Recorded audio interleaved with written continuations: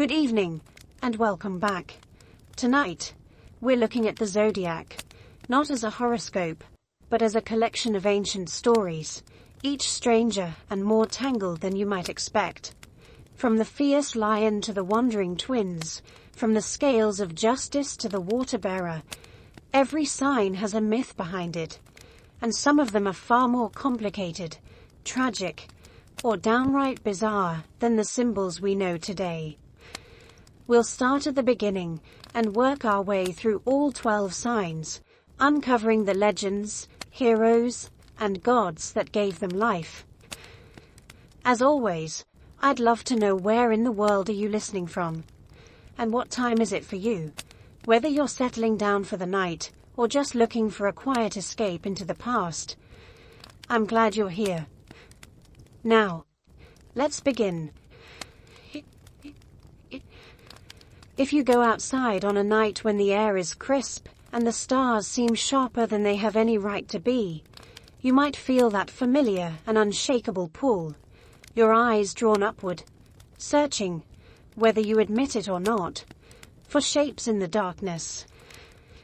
The ancients called this practice katasterismos, the art of placing stories into the heavens, and they did not simply look for pretty patterns. They hunted for meaning, for symbols, for pieces of themselves scattered and pinned to the black vault above their heads. Today we call them constellations, but to the people who first named them, they were not cold and remote collections of burning gas. They were memories, warnings, and promises, frozen moments from stories too big to fit on the earth alone. Among the most enduring of these star-born tales are the 12 signs of the Zodiac, a sequence of constellations strung like beads along the invisible path of the sun, each one with its own tangled knot of myth, history, and in many cases, bizarre twists. The term zodiac comes from the ancient Greek zoidiakos kyklos, meaning circle of little animals, which is charming enough until you realize how misleading it is. Yes, there are animals in the lineup such as lions, crabs, and rams, but also a pair of immortal twins, a man pouring water into eternity, a woman with a sheaf of wheat, and even an inanimate set of scales. This celestial ring is an odd mixture, and it is not even purely Greek. Its origins stretch back much further, to the Babylonians of the first millennium, before the Common Era, who charted the movements of certain constellations along the ecliptic and assigned them symbolic roles. The Greeks, never ones to leave a perfectly serviceable system alone, inherited this framework and rewrote it in their own dramatic idiom. They layered over it a thick coat of divine intrigue, with gods transforming into animals, lovers immortalized in the stars, monsters slain and hoisted heavenward as trophies. And in doing so they created something that was equal parts calendar, compass, and cosmic scrapbook. But the thing about Greek mythology, especially when welded to something as permanent as the night sky, is that it rarely tells a clean and noble story. These constellations, the ones you might now see reproduced in silver pendants or tattooed in delicate lines on someone's wrist, were not conceived in serenity. They are souvenirs from moments of desperation, vengeance, lust, and catastrophe. Many of them exist because someone, often a mortal, met with a fate so extraordinary or so ghastly that the gods decided to make it a fixture in the heavens. The idea was both a gift and a sentence, a kind of immortality that freezes you forever in the pose of your most defining moment, whether that moment was triumphant or humiliating. It is no accident that so many of these stories involve transformations at the point of crisis, men into animals, gods into mortals, mortals into stars, because transformation for the Greeks was both punishment and preservation. Imagine then what it meant for ancient peoples to stand on a quiet hilltop, point toward a crooked scatter of lights, and tell the tale of how those lights came to be. They would speak of heroes who wrestled monsters only to die young, of women wronged by gods and repaid with a place in the sky, of creatures who fought for causes they barely understood, and were immortalized in shapes that would outlast every empire on earth. In the telling, these constellations became less like inert decorations, and more like living witnesses, silent and glittering archives of the best and worst in the human and divine condition. The zodiac, then, is not a serene astrological wheel spinning gently above us. It is a battlefield memorial, a love letter, and a gallery of betrayals and last stands.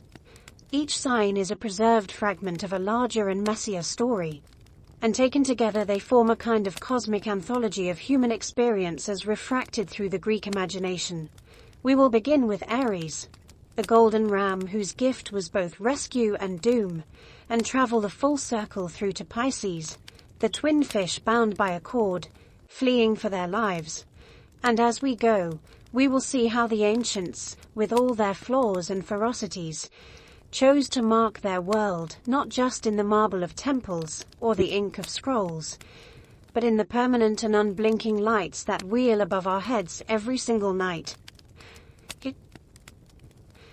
The story of Aries begins not in the heavens, but on the green slopes and smoky hearths of ancient Colchis and Boeotia. In a world where a child's life could be bent or broken by the word of an oracle, and where the gods moved their pieces on the board of mortal affairs without a whisper of apology. To understand why the figure of a ram shines in the night sky at the head of the zodiac, we must first descend into a tangled web of family rivalry, divine intervention, and the kind of desperate escape that feels less like a triumph and more like a breath stolen before drowning. It begins with a boy named Phrixus and his sister Helle, the children of Athamas, a king of Boeotia, and Nephele, a cloud nymph sent by the gods to be his bride. Nephele, whose very name meant cloud, was a creation of Hera, shaped in the likeness of another woman to deceive a wandering king, and though she was divine, her life in the mortal palace was neither peaceful nor secure. When Athamas turned his affections to Ino, a mortal woman whose ambition was matched only by her cunning, Nephele's place in the royal household faltered. Ino saw the children of Nephele as obstacles to her own son's rise, and the legends tell us she hatched a plan that was as ruthless as it was patient. She conspired to bring famine to the land by secretly spoiling the seed grain before it was sown, forcing the people into desperation.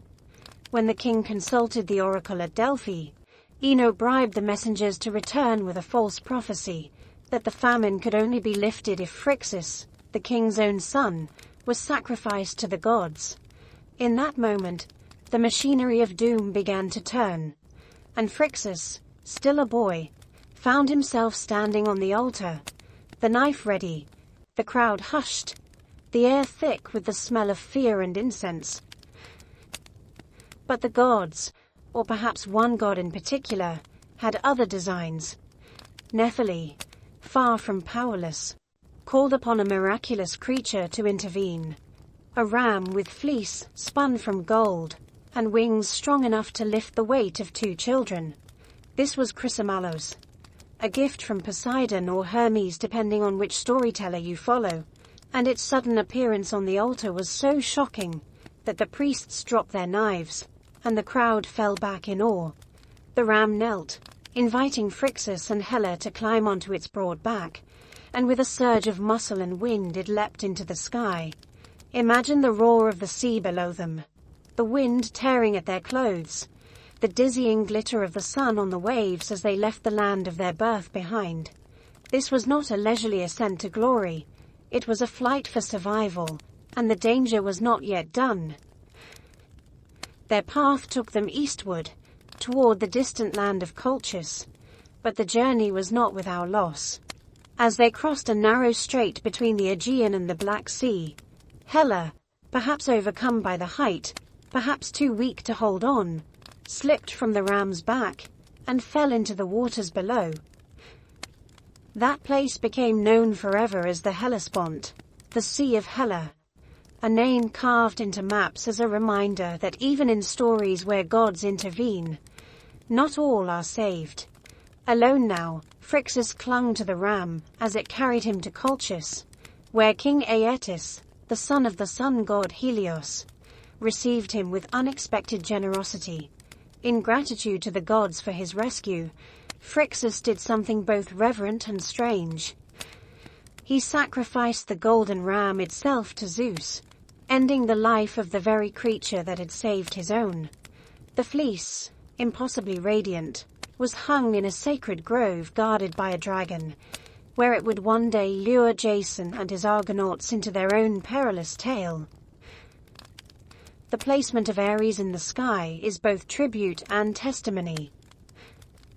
The Greeks believed that Zeus set the ram among the constellations to honor its courage and service, fixing its form so that each spring, as the sun crossed its stars, its story would return. But the truth in the telling is complicated. This is not only a story of salvation but of loss, of a sister's drowning, of a hero who lives because a god chose to spare him, and of the sacrifice of a faithful rescuer. To the ancients, Aries was a reminder that rescue often comes at a cost, that survival is never without its debts, and that the heavens remember both the shining moments and the shadows that fall beside them. When the Greeks looked upward and traced the curve of stars we now call Aries, they were not merely seeing the outline of a horned animal. They were recalling a chain of events in which a kingdom's politics, a stepmother's spite, a god's intervention, and the courage of a mythical creature had collided in one moment of desperate escape. Aries rises in the eastern sky at the turning of the year towards spring, when the earth begins to shrug off the damp lethargy of winter and life returns to the fields. To the ancients, this was no coincidence. The ram was not only a savior but also a herald, the first to arrive in the Zodiac cycle, leading the parade of constellations that marked the agricultural year. Its reappearance in the night sky was a silent announcement that it was time to prepare the plow, to trust that warmth would return, and to remember that survival was possible even after long months of scarcity. In the Greek imagination, Aries carried more than the weight of Phrixus's rescue. It became a symbol for bold beginnings, the kind of courage that does not pause to calculate the odds before leaping into the unknown. The ram's leap from the altar, its wings slicing through the air, became a model for decisive action when hesitation would mean death.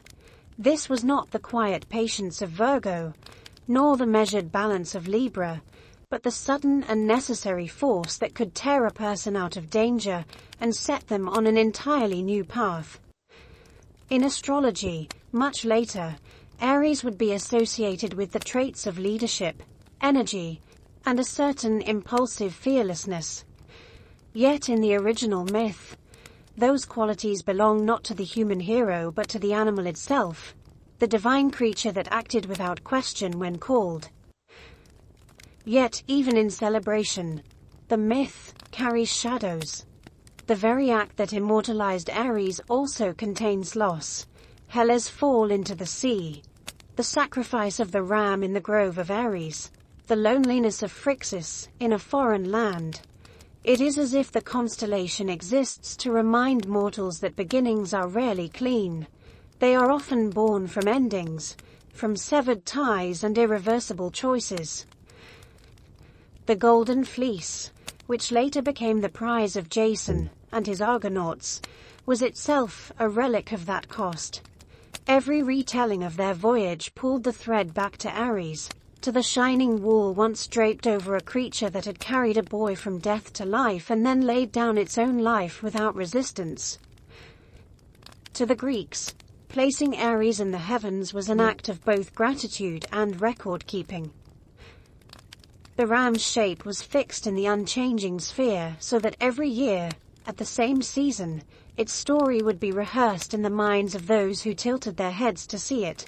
The stars that marked its horns and back were like letters in a permanent inscription, written across the sky instead of on stone. impossible for wind or rain to erode. It was a way of telling the future through the past. If the ram had come once in a moment of peril, perhaps its return in the spring sky meant that help could come again, unseen, until the very moment it was needed.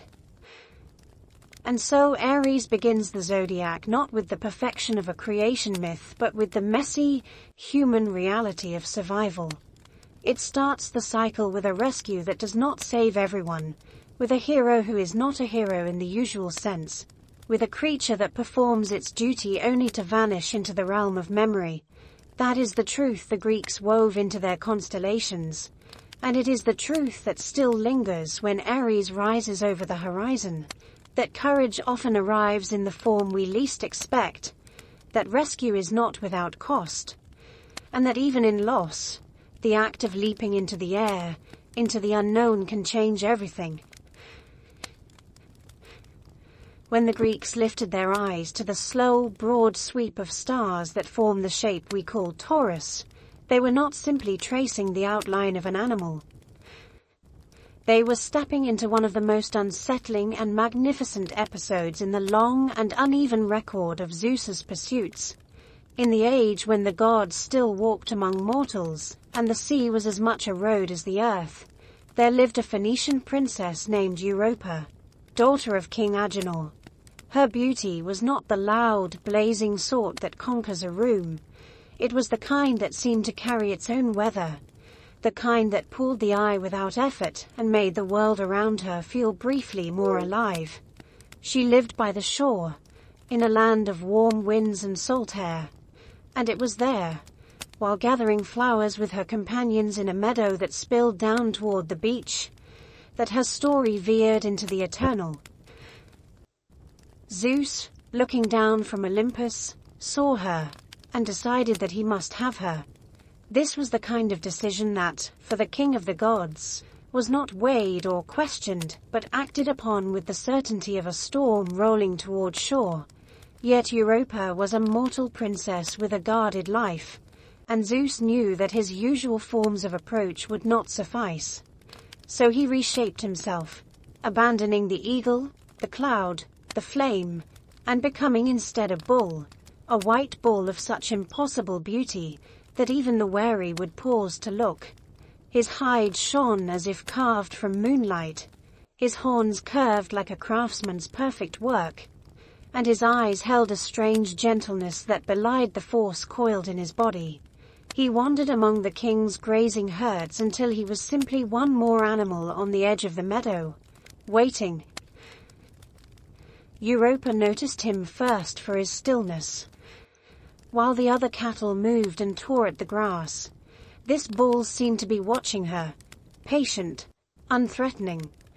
She reached out a hand, and when he did not shy away, her fingers brushed the warmth of his muzzle. Her companions laughed and came closer, marveling at the calm creature who allowed them to drape flowers around his neck and weave garlands between his horns. His breathing was slow, deep, the way the sea breathes before a wave, and when Europa climbed onto his back, it felt no more dangerous than sitting astride a sun-warmed stone. She could not have known that she had already crossed the threshold into myth. The moment she settled, the bull moved, not the short, placid steps of a grazing beast, but a sudden, powerful surge toward the shore. The girls shouted, startled, as his hooves pounded across the sand, and before they could reach her, he plunged into the surf. The sea rose around them in sprays of white, but the bull did not falter. He struck out into the open water with the strength of something made for both land and sea. Europa clung to his neck, the garlands slipping into the waves. Her eyes stung by the salt wind as the coastline dwindled behind her. Dolphins appeared in their wake, leaping in arcs as if escorting royalty. And beneath them, the water shifted from green to blue to the deep violet of the open Mediterranean. There is no telling how long they traveled like this.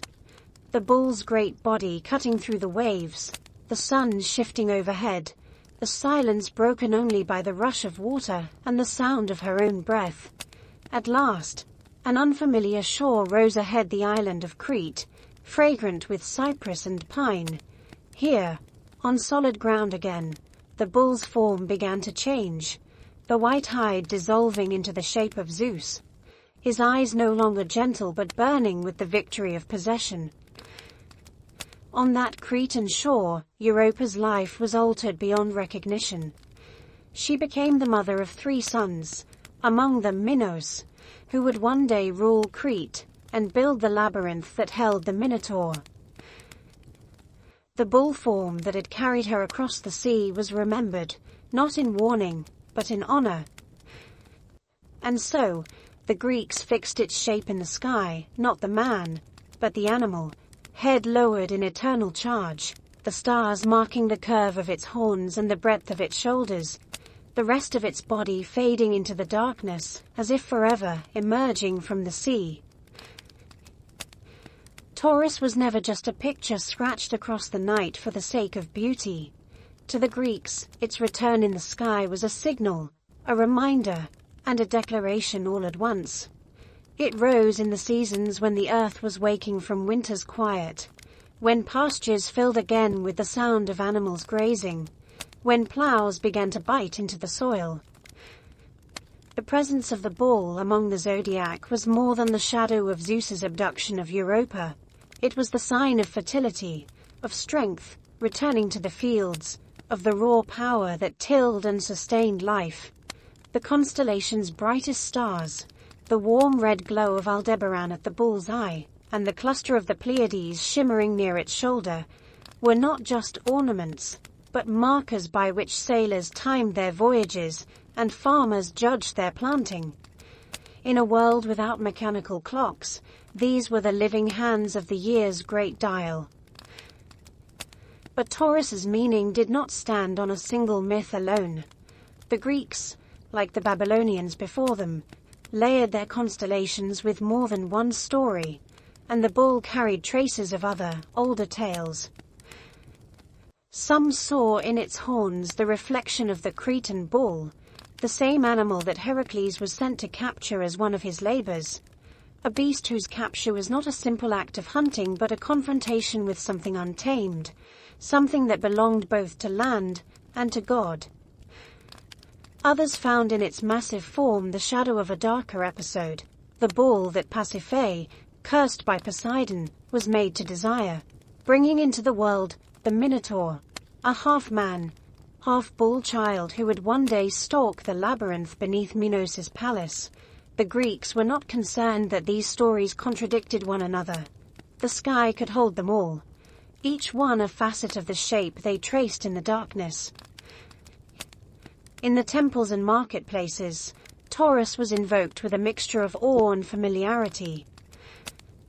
Bulls were not rare in the mortal world. Farmers yoked them, priests sacrificed them, artisans carved them into altars, but the bull in the sky was something else entirely. It was the perfected image, the archetype, the eternal bull that never aged, never weakened, never bowed to the plow. To place it in the heavens was to strip away the dust and sweat of the animal, and leave only the power, the force that could cross seas with a girl on its back, that could bear God's curses without breaking, that could anchor the turning of the year itself. When Taurus rose in the east just after sunset in the old calendar months, it was like a great gate swinging open in the sky. The horns pointed forward, the head lowered, as though charging into the months ahead. In those same nights, the Hyades cluster would glitter faintly like raindrops in the bull's face, a sign to the Greeks that the season of storms was beginning, that the skies would water the seeds in the ground. These patterns were practical tools for navigation and agriculture, yes, but the Greeks could not look at them without also recalling Europa's ride across the waves, without remembering the strangeness of a god choosing to wear an animal's skin. Every bright star was a spark of that story. The stillness in the meadow, the sudden surge to the shore, the foam breaking over horns as they cut through the surf. In the older Mediterranean world, Before the Greek poets gave Zeus's name to the rider of the bull, the animal itself had been sacred in a dozen other tongues. The Minoans danced with them in ritual vaulting, leaping over their horns in feats that seemed more prayer than sport. The Babylonians saw in Taurus the force that marked the start of their new year, the great beast that stood guard at the gates of spring. The Greeks inherited all of this without discarding any of it, folding it into the version they carried forward. Their Taurus was both a stolen moment between a god and a mortal, and the distilled image of animal strength that every culture along the sea's rim had already revered. To the night watcher in a Greek port or on a mountain farm, Taurus's shape in the sky was both familiar and untouchable. You could own a bull, harness it, feed it, even slaughter it for sacrifice. But the one above, the one with eyes made of fire and shoulders wide enough to carry the weight of a season, was beyond your reach. And when its horns cut their way across the black dome of the sky each year, they cut a line between what was mortal and what was eternal, between the herds in the pasture and the single, flawless bull that would never die. It was not Zeus they fixed in the heavens, nor Europa, nor Minos, but the form that made them all possible, the bull itself, forever moving, forever leading the charge into the next turning of the year. The constellation of Gemini is drawn from a story so deeply bound to the Greek sense of kinship and honor that it resists being reduced to a single moment. To trace its shape in the night is to enter the life of two brothers, Castor and Pollux, whose bond carried them beyond the reach of ordinary mortality. Their story begins in the royal household of Sparta, where their mother, Queen Leda, was known across the Aegean not only for her beauty, but for the strange and divided fate of her children. On the same night, two fathers claimed her bed, King Tyndareus, her mortal husband, and Zeus, who came to her disguised in the form of a swan. From this union, two sets of twins were born. Helen and Pollux were said to be children of Zeus, touched with immortality. Castor and Clytemnestra were born of Tyndareus, entirely mortal. It was a family whose bloodline was already a tangle before their lives had even begun. Castor and Pollux grew as inseparable companions.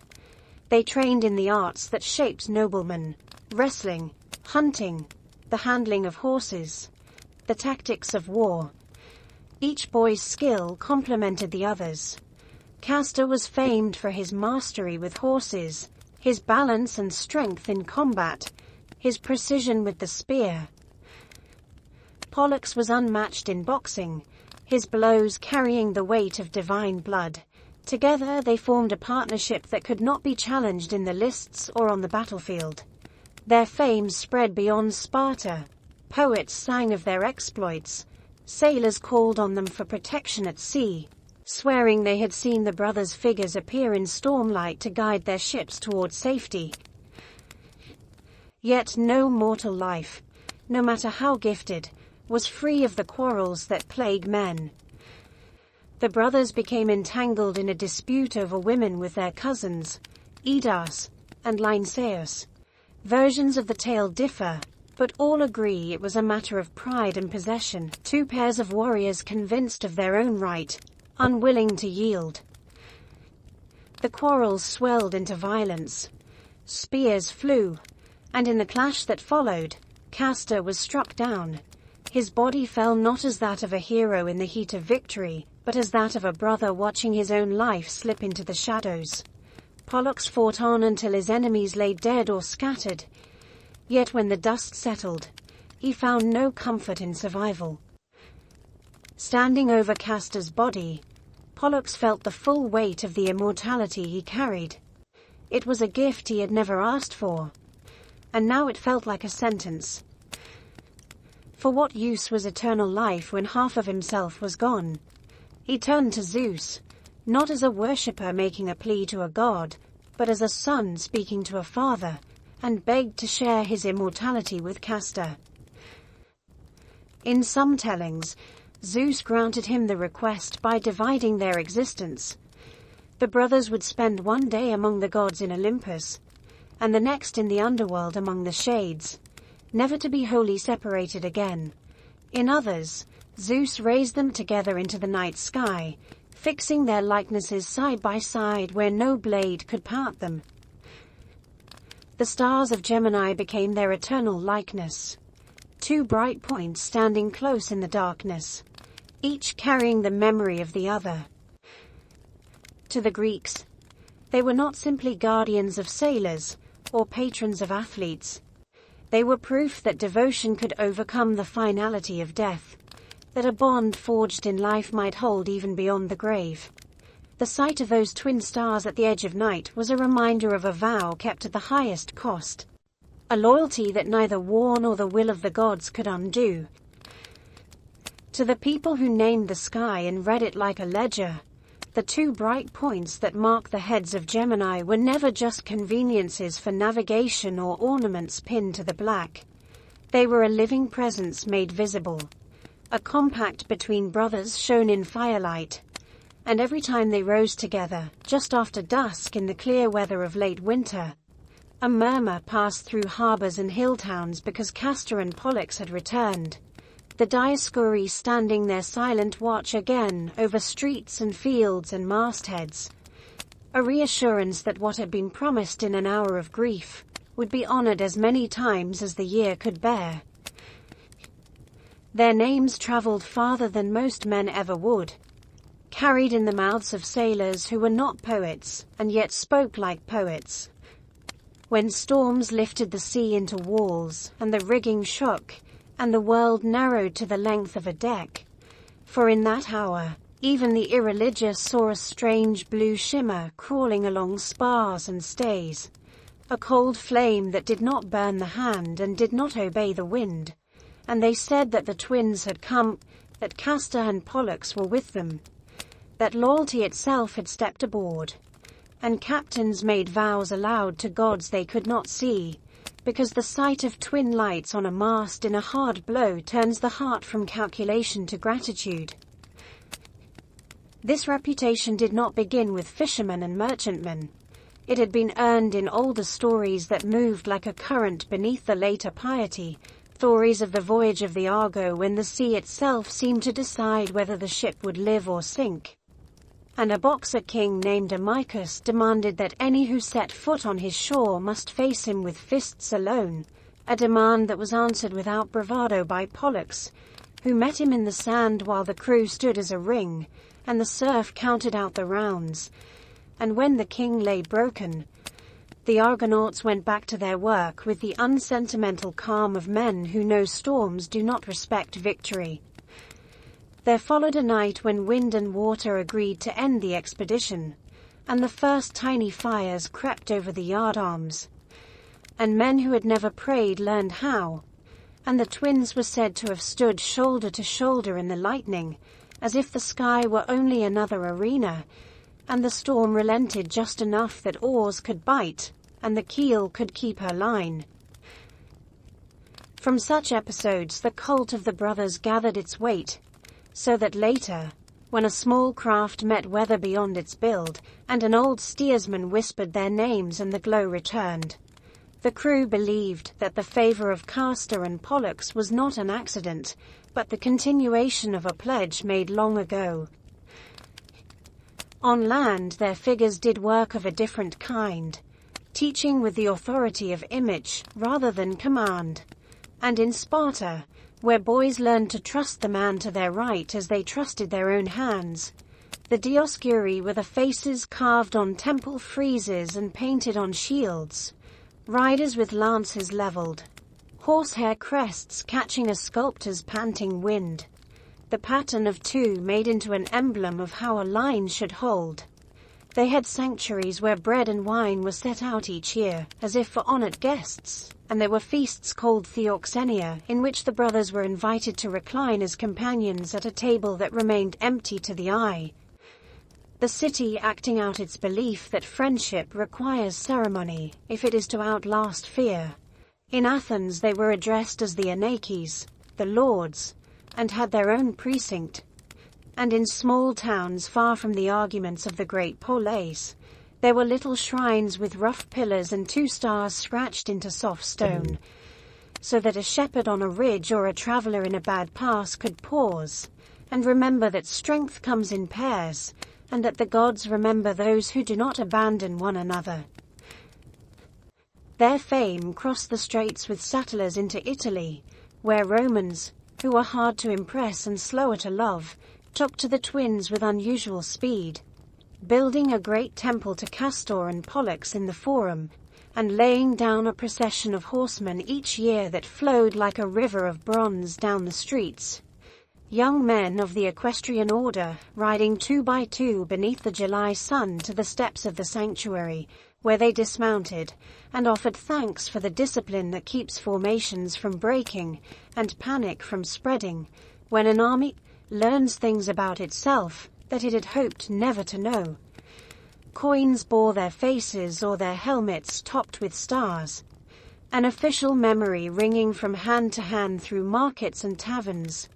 And if you lay the coin flat and let it catch the light, you can almost see the argument it makes, that a city is safest when it holds up examples of brothers who keep a promise, even when the gods change the terms. This notion seeped into oaths before games, into the quiet rituals of departure at city gates, into the reluctance of craftsmen to sign their work with a single name when 2 had shared the labor. The twins appeared in poems that were recited at banquets, and in laws that rewarded men who bore the burden of another's crime, or returned a fallen comrade's body, rather than counting the odds for their own escape, because every society teaches by example more effectively than by statute, and the example of Castor the horse tamer and Pollux the boxer was a way to say aloud that devotion is not sentiment but habit, a daily readiness to step forward when stepping back would be easier. Their myth carried a precision that made philosophers nervous. For immortality is usually a simple state, and yet the brothers lived under an arrangement that divided their days between the sunlight of Olympus and the dark of Hades. And audiences did not miss the unease of that arrangement. The detail mattered, because it did not flatter. It suggested that even a gift from Zeus can be a burden when the one you love cannot share it fully. And so the bargain becomes a rhythm, a procession of mornings and midnights in which companionship is preserved at the cost of rest, as if the sky itself were asked to alternate between feast and funeral, so that a vow could remain intact. This is why the sight of their stars side by side did not feel like reassurance alone. It also felt like an instruction in the costs that words draw down when spoken in earnest, a reminder that the best pledges complicate a life rather than simplifying it, and that the meaning of a name endures only insofar as someone pays for it with days and nights and breath. Astronomers who kept calendars for farmers and pilots wrote their appearances carefully, observed that the brighter of the pair, which later ages called Pollux, rose with a warm steadiness, while the other, called Castor, seemed a little whiter and colder, and they set down the way the twins stood among winter's bright company, near the white dog, and the great hunter, and the charioteer, with his sharp star above the shoulder. A geometry that made sense to those who sailed by constellations rather than by instruments, and that also made sense to those who sowed barley and watched for decent weather to shear sheep. When the twins cleared the eastern roofs in the long cold evenings, it was time to consider certain tasks and postpone others. To mend hulls that would cross dangerous water in spring, to call crews together and share out the terms of profit and loss before tempers frayed at sea. The same pair shone high at midnight, when the year leaned hard toward its turning, steady companions in the clear vault over mountain snow, and shepherds who spoke in proverbs, said that a flock fares better when men remember the twins and pair the young with the experienced, rather than trusting to luck. In painted pottery and stone reliefs, and the small bronze mirrors tucked into the chests of wealthy women, you can see how artists work the story into the curves and edges of daily life. The two young men shown seated together with spears grounded between their knees, or riding side by side with the quiet satisfaction of men who do their work without any audience, or standing with stars above their hair, as if they had only just come down from their place to look at something that needed attention. These images were domestic and public at once, a language that repeated itself from banquet hall to stable yard, so that boys who had not yet chosen their friends, and men who had chosen badly, were both reminded that the world expects you to hold to the one who stands with you. The brothers appear also in the old tales of their sister, for when Helen was taken from Sparta by Theseus, while still very young, Castor and Pollux marched into Attica, recovered her from Aphidna, and took Theseus's mother Aethra away in her place, an act that told the Greeks that the twins were protectors of family honor, and also participants in the rough arithmetic of reprisals that governed the age, and later, when a cattle raid turned into a feud with their cousins Idas and Lynceus, that arithmetic ran to its limit, and Castor fell, and Pollux chose to answer death by distributing his life across two realms so that the partnership could hold. Epithets followed them like banners: saviors of sailors, tamers of horses, guardians of youths, patrons of the way the body learns skill through repetition, and the mind learns courage by watching the man beside it refuse to run. Their cult was neither secretive nor ecstatic. It asked for feasting and fair dealing, for twin cups filled to the same mark, for simple justice in contracts, and steady hands in the press of battle. When a chorus sang of them at a festival, you hear the balance of their gifts. The one whose knuckles knew the weight of a fist, and the one whose hands knew the language of reins. And somewhere behind the praise, the quiet understanding that they had avoided the poison that often creeps into brothers' hearts when courts and bards and commanders say one is favored. The myth insisted that Pollux's share of divinity did not make him careless with the mortal who matched his stride, and that Castor's mortality did not sour him against the god-blooded youth who shared his bed and bread. All of this made the constellation more than a signpost for the season. It made it a standing instruction, a piece of civic curriculum conducted in starlight. And if you wanted to teach a boy why he must stay in the line or return for the fallen, or sit beside a friend who has lost a child, you could point to the two lights that travel together and tell him that the world is kept from ruin, as much by paired loyalties as by laws, that when a city is lucky, its men decide to mirror the twins, that when a ship is lucky, the watch on the bow keeps faith with the hand on the tiller, because each knows his life is braided with the others. In this way, Gemini became a habit of mind and a discipline of the heart, a way of measuring oneself against a story that refuses to let affection be cheap. And as the brothers' stars cleared the haze over the sea lanes, or hung above frost-bright fields, the same thought took root again and again in those who looked up, that devotion remembers the bargain it made, even when the day has been long and the night promises no relief. The story begins in the marshland at Lerna, where the ground breathes and the water stinks of rot. Reeds rattle in small winds. Pools reflect a grey sky that refuses to open. Here the hydra makes its den. It coils in the shadows under a bank where roots hang like ropes. The second labor of Heracles sends him into this ground. He comes with a club and a sword. Iolaus, his nephew, follows with a torch and a cart. They move as men who know the air will turn against them. The swamp swallows their steps. Frogs fall silent. Even the birds draw back from the smell of old blood. Heracles finds the hydra by listening. He knows the beast does not sleep long.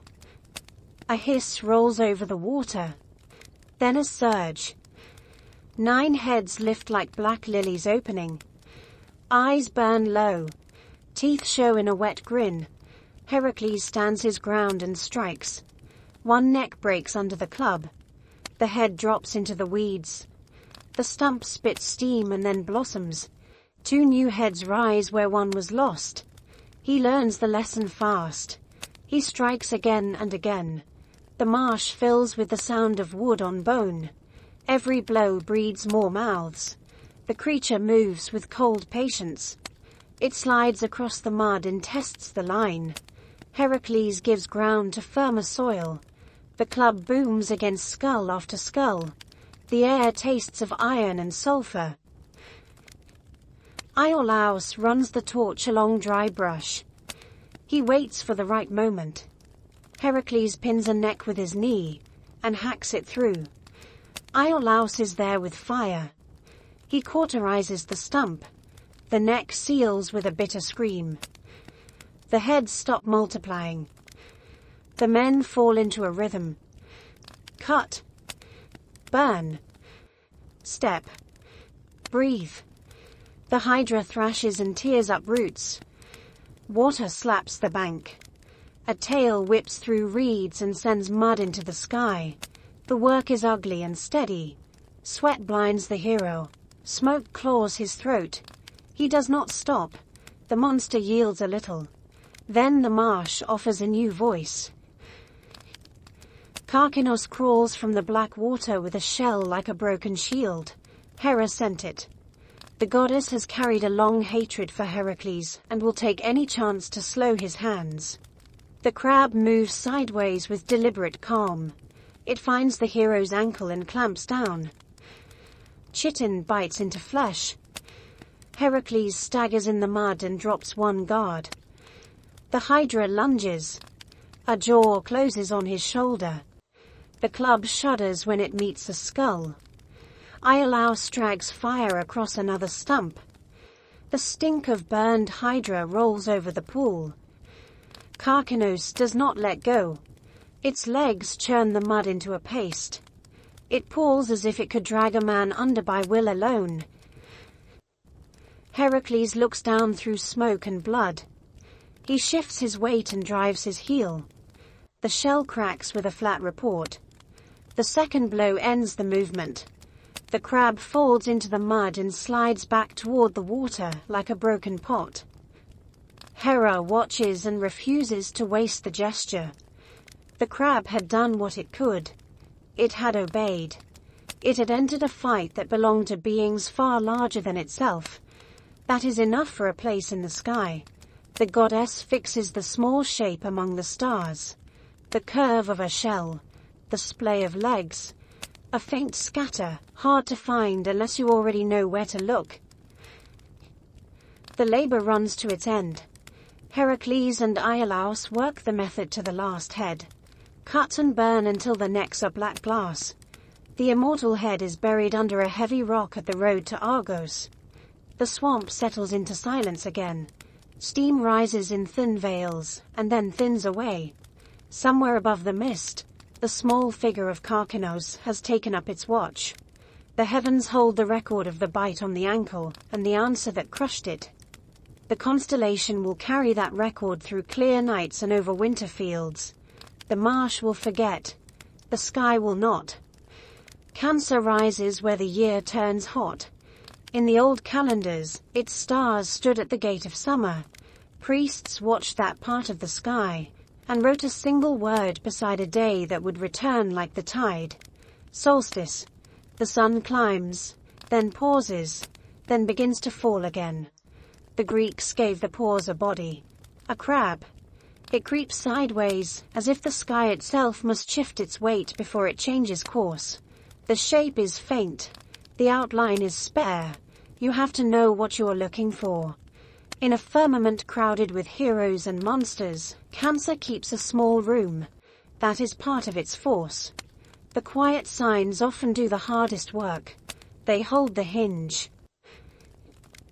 Farmers and sailors learned Cancer by feel as much as by sight. The stars here are not loud. They whisper through haze. Near the heart of the figure hangs a pale cloud the eye can gather on a clear night. The Greeks called it Praesepe. The Manja. Two dim stars graze at its edge.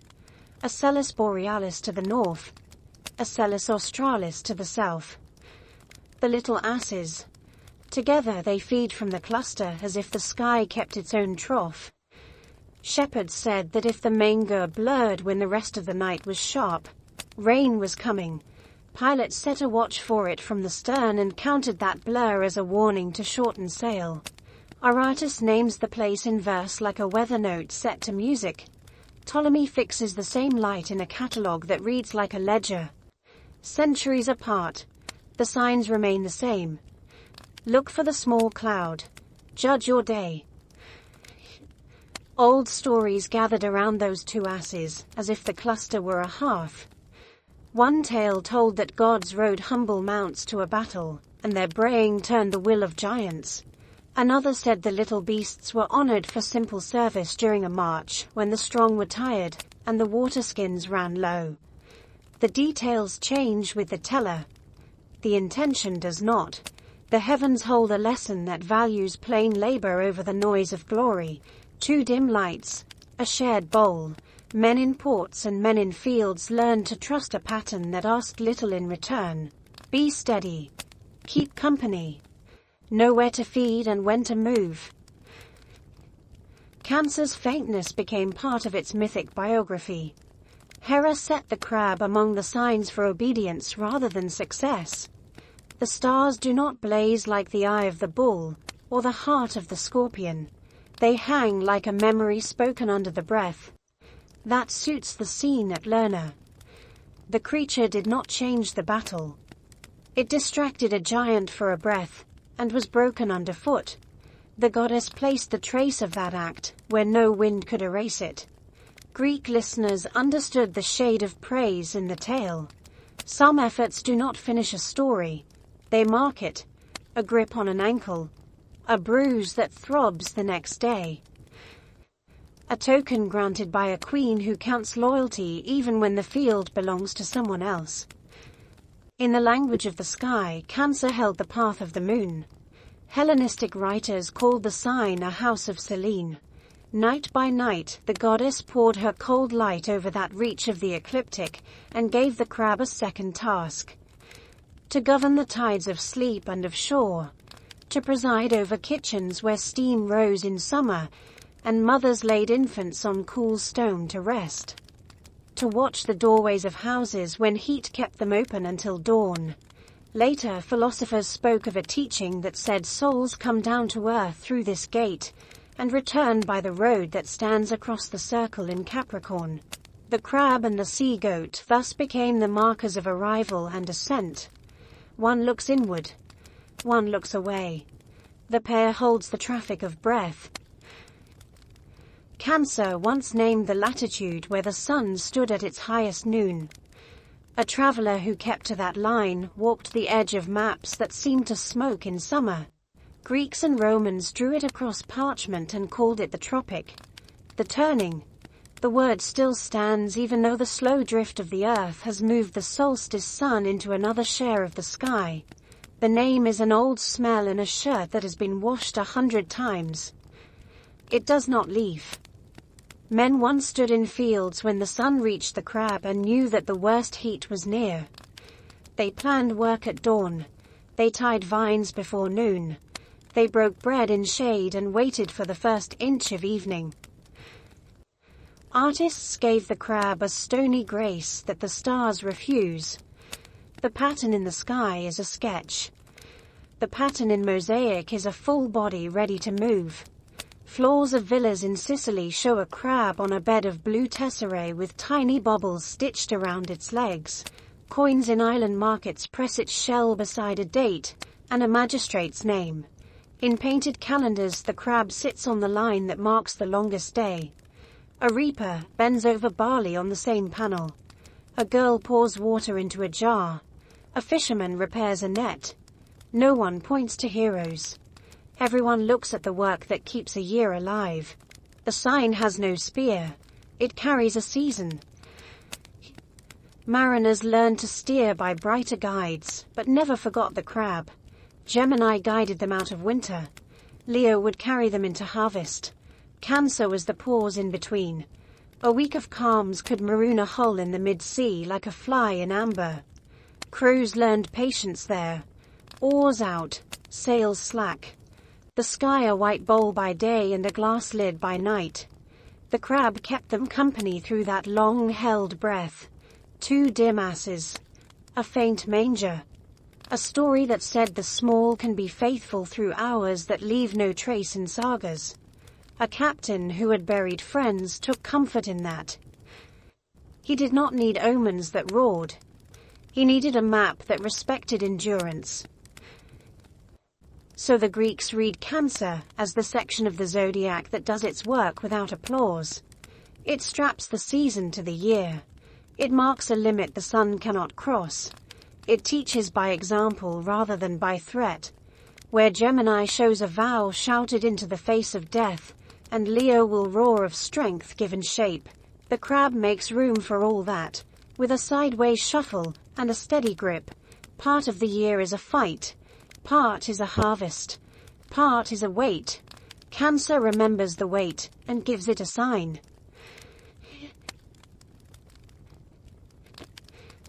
Leo begins in the rough hills west of Mycenae where the earth is thin and the wind cuts low through scrub.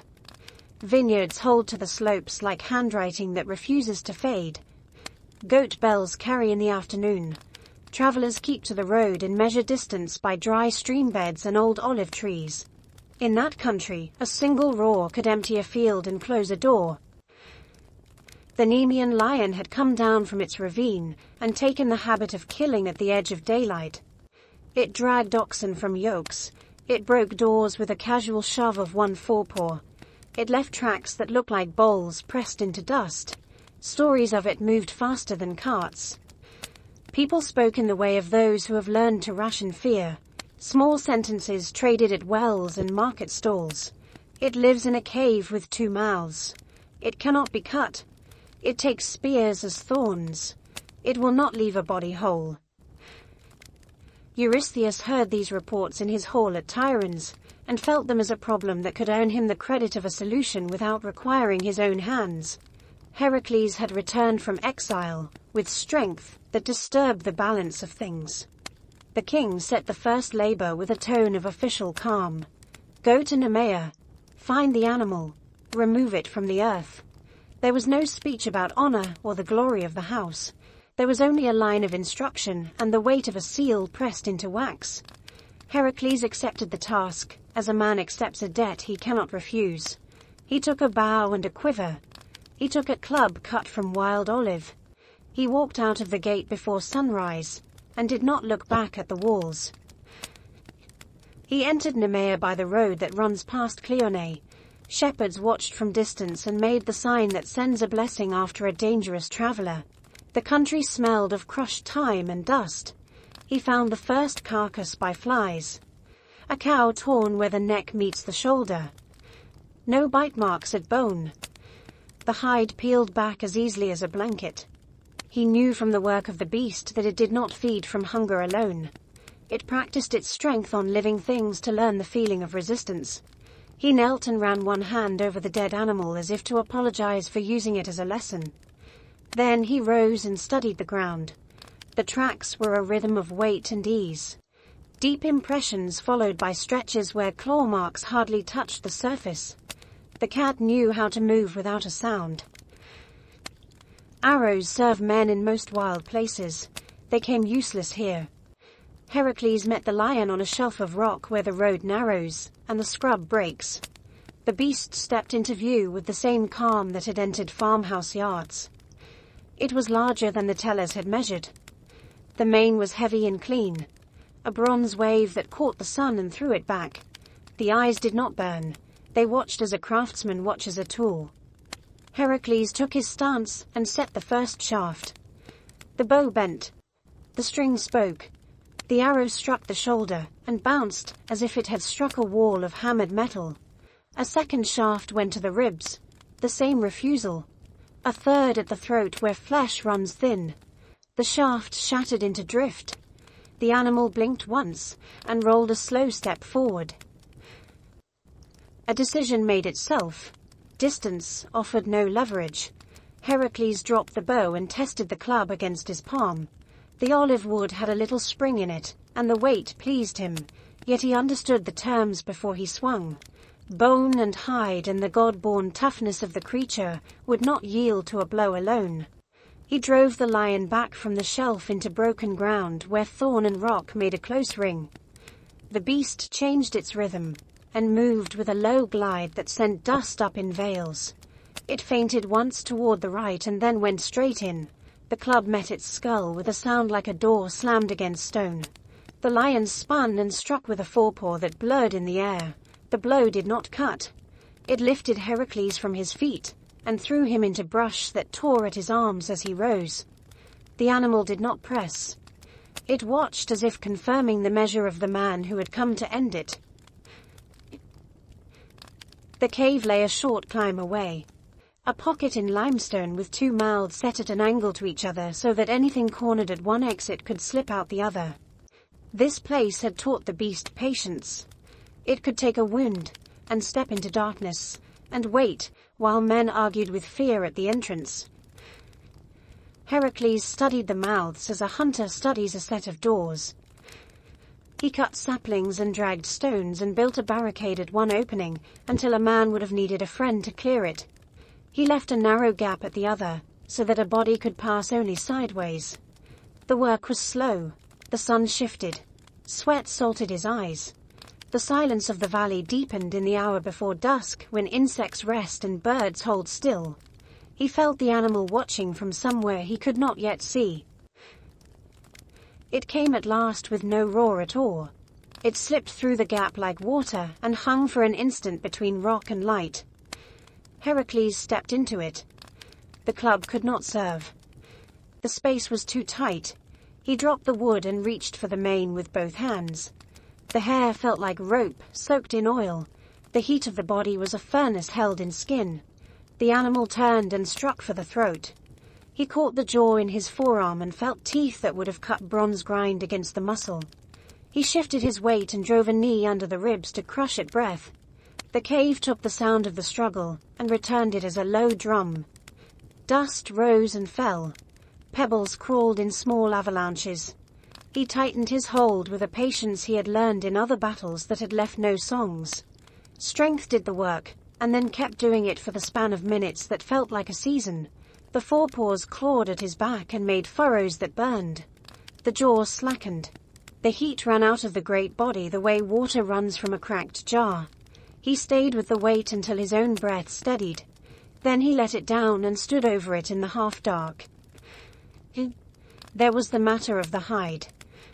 The stories that reached Tiryns had kept the detail that makes the whole thing clear. No blade would open that skin. Men from the valley had tried to take a trophy from ribs and shoulders, and had broken knives without lifting a single curl. Heracles tried his edge out of respect for the craft that had made it, and felt the metal skate. He considered fire. He considered stone. He remembered the simplest truth. A thing made beyond the ordinary might answer only to itself. He knelt again and took one of the lion's own claws, and worked it along a seam where the belly hangs soft. The skin parted with a low sound, a surrender that belongs to the moment when an impossible tool meets its proper use. He stripped the hide with the practice of a man who had dressed animals since boyhood, and did it with care, avoiding cuts that would weaken the pelt. He put the skin on his shoulders, and felt the weight settle like a mantle that would never belong to any other man. The jaw came forward over his brow. The fangs framed his face, so that anyone who looked would first meet the memory of the animal that had owned the hills. The smell of the cave and of the beast wrapped him. It would take days to fade. He took up the club and stepped out into evening. The sky over Nemea had gone the color of grape skins crushed in the press. A few birds moved low as if the weight that had pressed them down had lifted. People came out from behind walls in twos and threes, measuring the figure that wore the lion's head, and moved with a tired steadiness that spoke the truth better than any shout. There were no speeches in the road. There were nods, and the kind of thanks that a country pays with bread and water, and a place to sleep under a roof that does not leak. The return to Tiryns rewrote the air of the court. The herald who carried messages for Eurystheus met Heracles at the outer field, and would not come closer than a safe span of paces.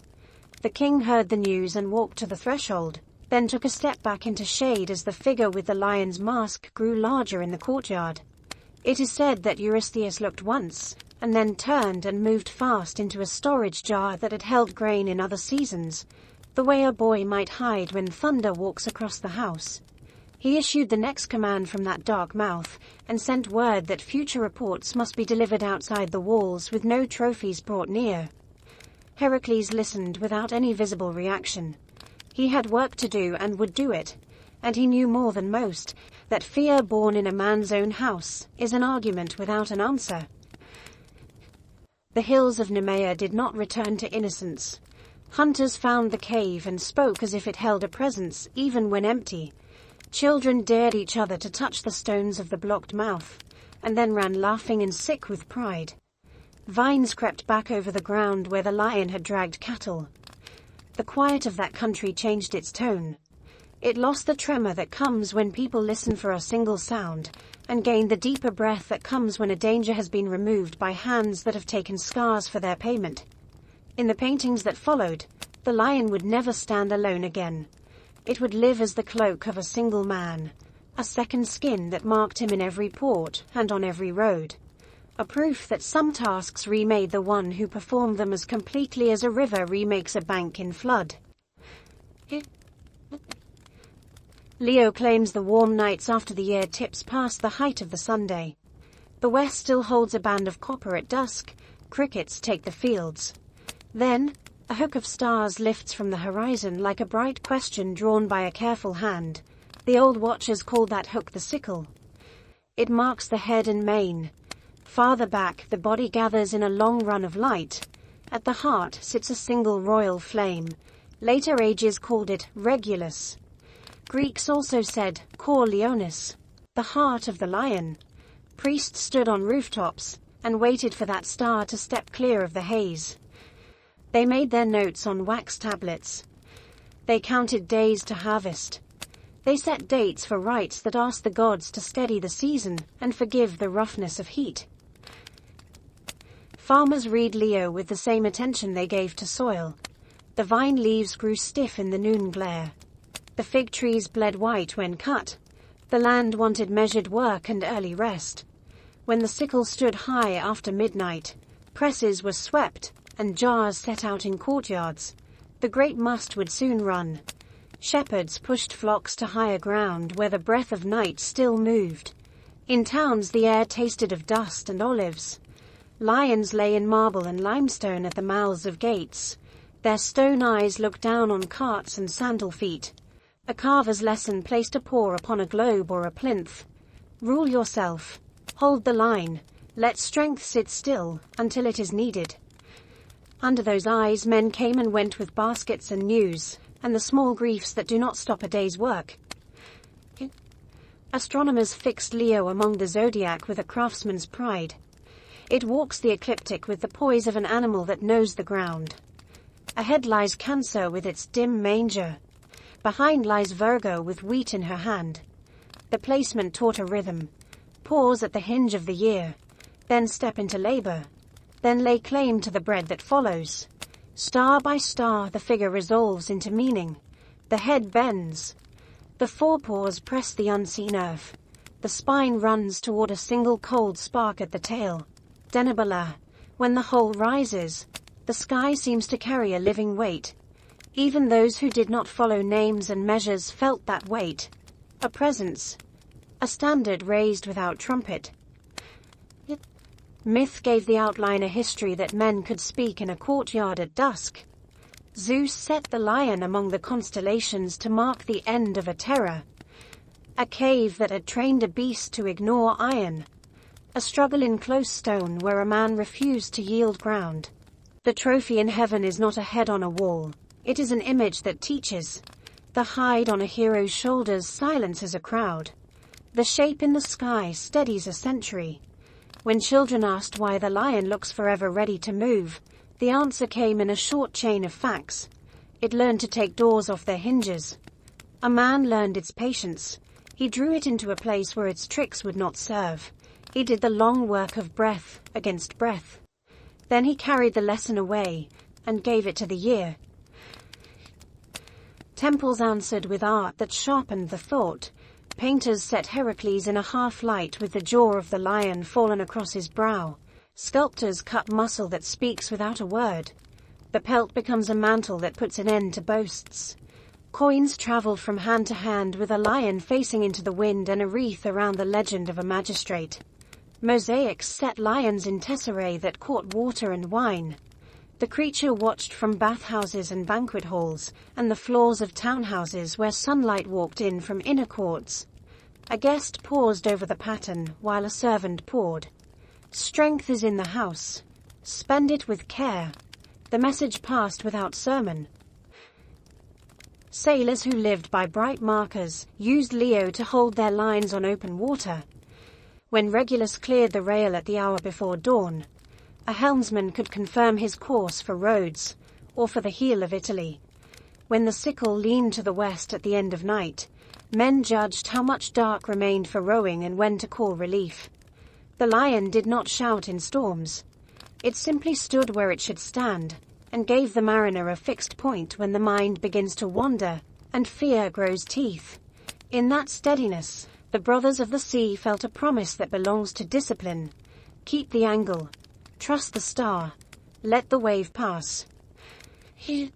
Philosophers took Leo as a study in earned authority. They pointed to Regulus, and spoke about the difference between a crown and a head that can bear one. The lion's face in the sky looks outward. It does not plead. It does not threaten. It consents to be a measure. Kings came to shrines with gifts, and asked for the dignity that does not tip into rage. Judges wore rings with small lions cut into the bezel, and tried to remember that haste shames the bench. Even households listened. Fathers told sons that a heavy hand has to learn when to open. Mothers told daughters that iron in the spirit does not require iron in the tongue. The constellation helped frame those sentences. A picture held the advice in place. Writers of catalogues kept the names so a distant future could still point and know. Hipparchus noted the long slide of the sky and still placed the lion with care among his figures. Ptolemy added magnitudes, and a map, in numbers. Poets folded that dry precision into lines that brought breath to it again. A lion crouches in the east. His heart burns clear. The year has passed its turning. Bring water, bring shade. Bring bread for those who labor before noon. A city that learns such lines grows hard to break. The residents know when to rest. They know when to stand up. They know what a long day demands from the back and from the will. The old festivals of late summer gave Leo a seat at their tables. Men set wreaths of dried bay on door lintels. Women cooled wine with river stones wrapped in linen. Heralds called the names of athletes into dusty arenas where feet threw up light. In the stands, a father pointed to the sky while his child watched wrestlers lock and lift. See that curve of stars over the roofline? That is the main. The bright one is the heart. Watch how the stronger man waits. See how he will choose the moment and hold. The rules of the contest were a local echo of a larger story. Control the field. Close off the exits. Do the work in the space you have made. As the season wore on, the lion crossed the meridian and began to lean west in the early part of night. The heat still lay heavy on streets and tiles. Cicadas pressed their song into stone. The figure remained high enough to light roofs with its gaze. When dinners ended and courtyards cooled, voices fell, lamps guttered. A last cup went around a table. The stars kept their places, as if human hours did not matter. People took comfort in that indifference. A constant above the variable. A frame around change. In that frame, Leo kept teaching by being present. A memory of a cave outside Mycenae. A posture of readiness that does not steal forward. A heart that does not flicker. So the Greeks let the lions stand where they needed a law that could be seen. The law said that force must learn to be patient, and then exact. The law said that a city must learn to bar the easy door and steer danger into a place where courage can work in close. The law said that a man who has taken a beast by the throat does not have to raise his voice. He can put on the skin and walk home at dusk, while the hills hold their breath. Above him, the same outline goes on walking across the months. Head lowered, paws firm, eyes on the ground that all must cross.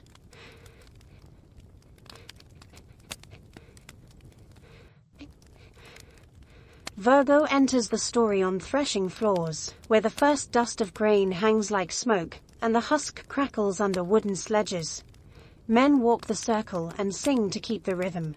Women bend at the baskets, and lift the clean kernels with quick wrists.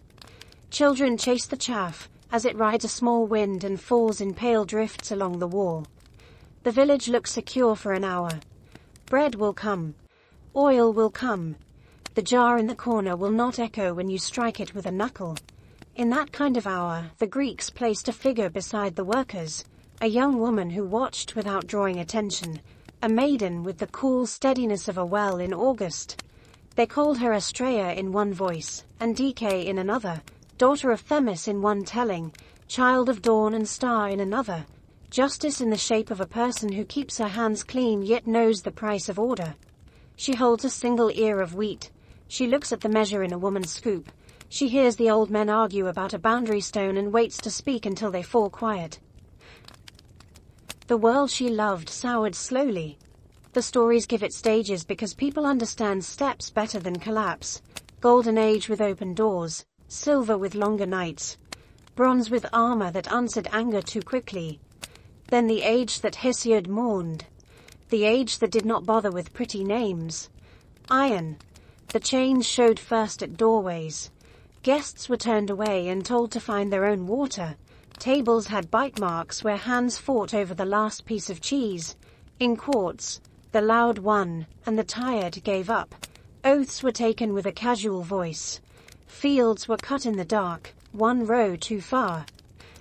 A widow's goat went missing and came back slaughtered in another man's pot. The gods watched from their high rooms and withdrew one by one like household gods packed into chests during a move. Astraea stayed. She stood in porches with a hand on the lintel, and told men to put the knife away.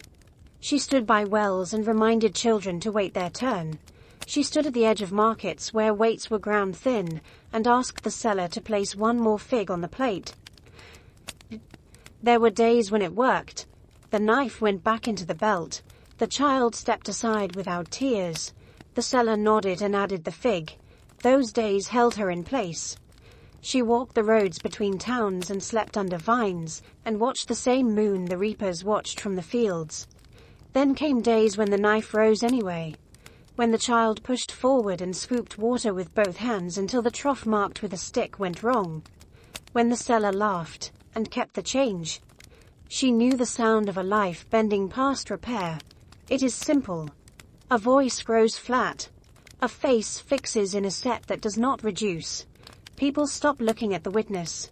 They talk over her shoulder as if she were a pillar.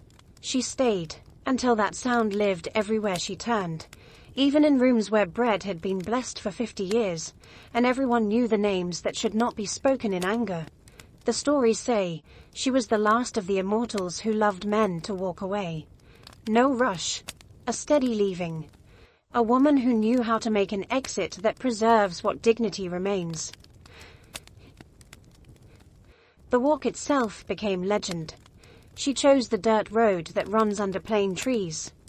She passed altars with smoke going up in thin columns, and did not pause to fold the ash. She left the pottery districts where clay dust sits forever in the wrinkles of the knuckles. She crossed the long bridges where the river looks like hammered bronze at evening. She turned once in a barley field, and watched gleaners pick the corners a second time in silence. She did not speak. She lifted the single ear of wheat and held it at her breast the way a mother lifts an infant when the crowd grows rough. In that gesture, the Greeks understood her mind. She would carry one proof of what had been good. She would take it where hands could not bruise it. She would leave the rest to men and their hours. The birds lost their nerve and did not follow.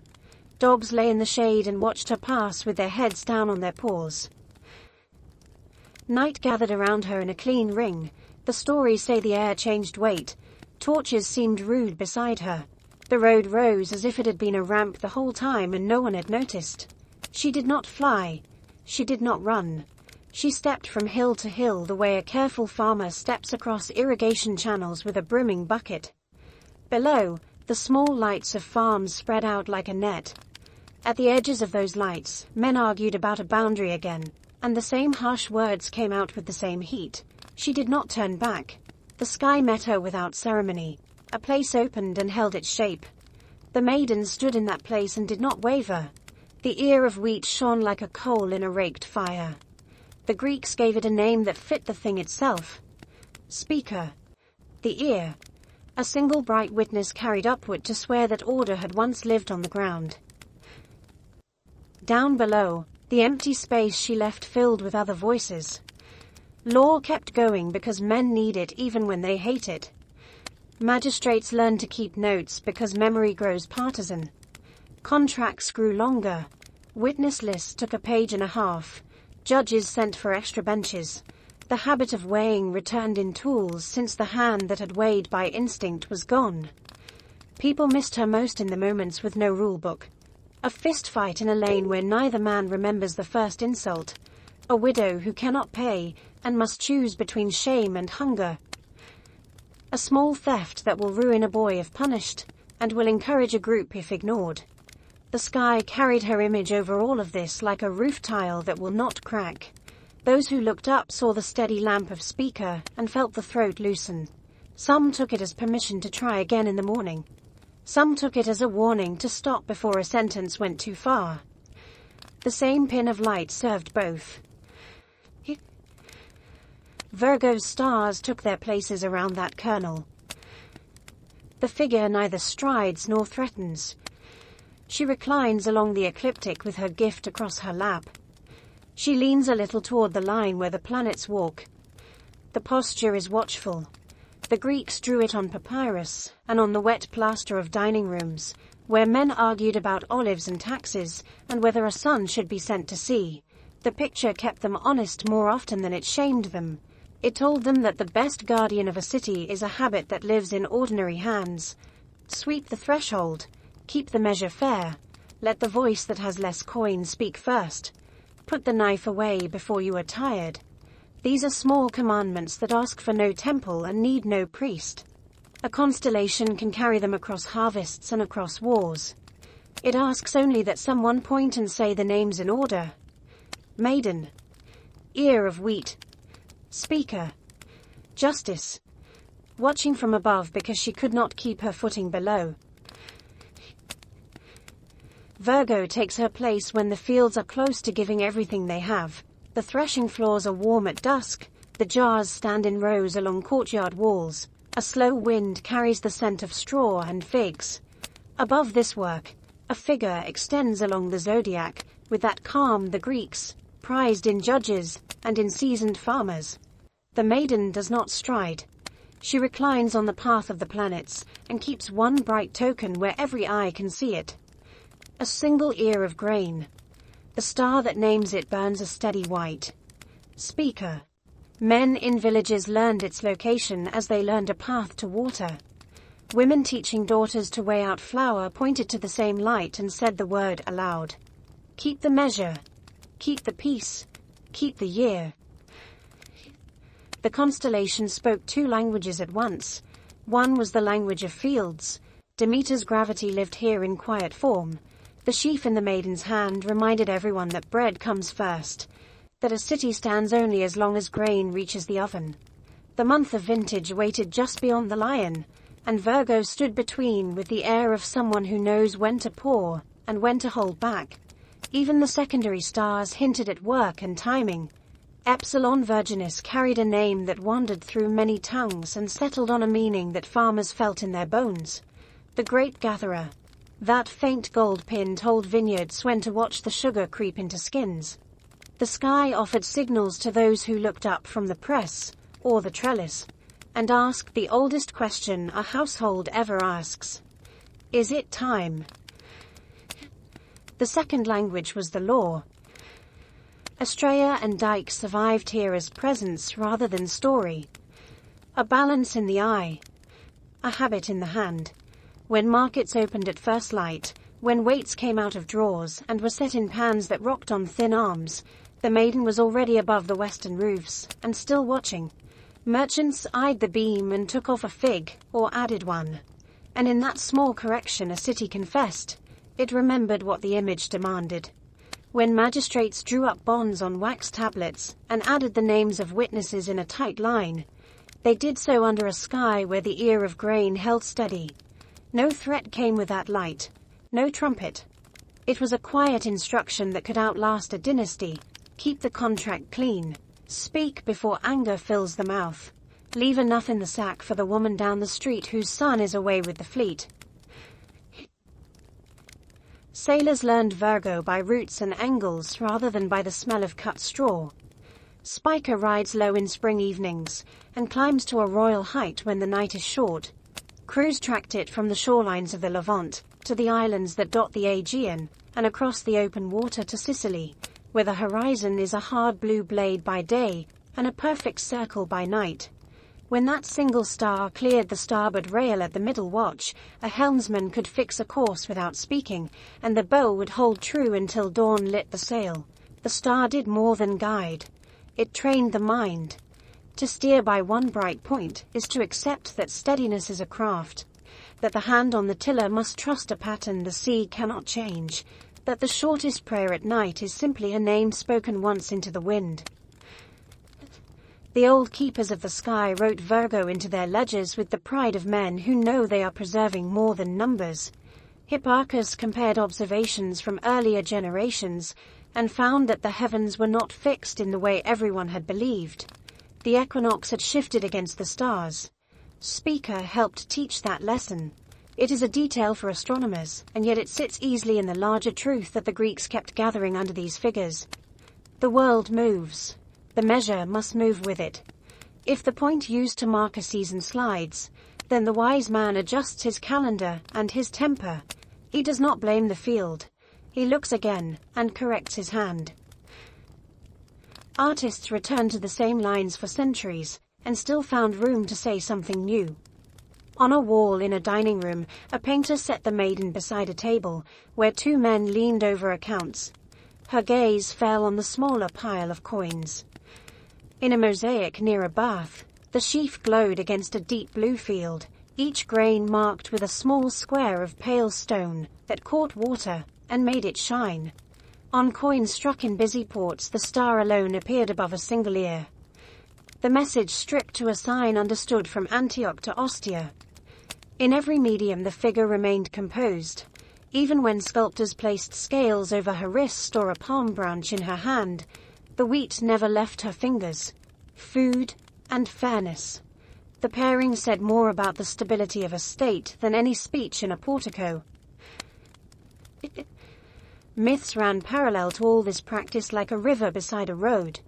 Some told of Erigone mourning her father Aquarius, the wine-bearer of Dionysus, and hanging herself beneath a tree when the men who had killed him would not hear the truth.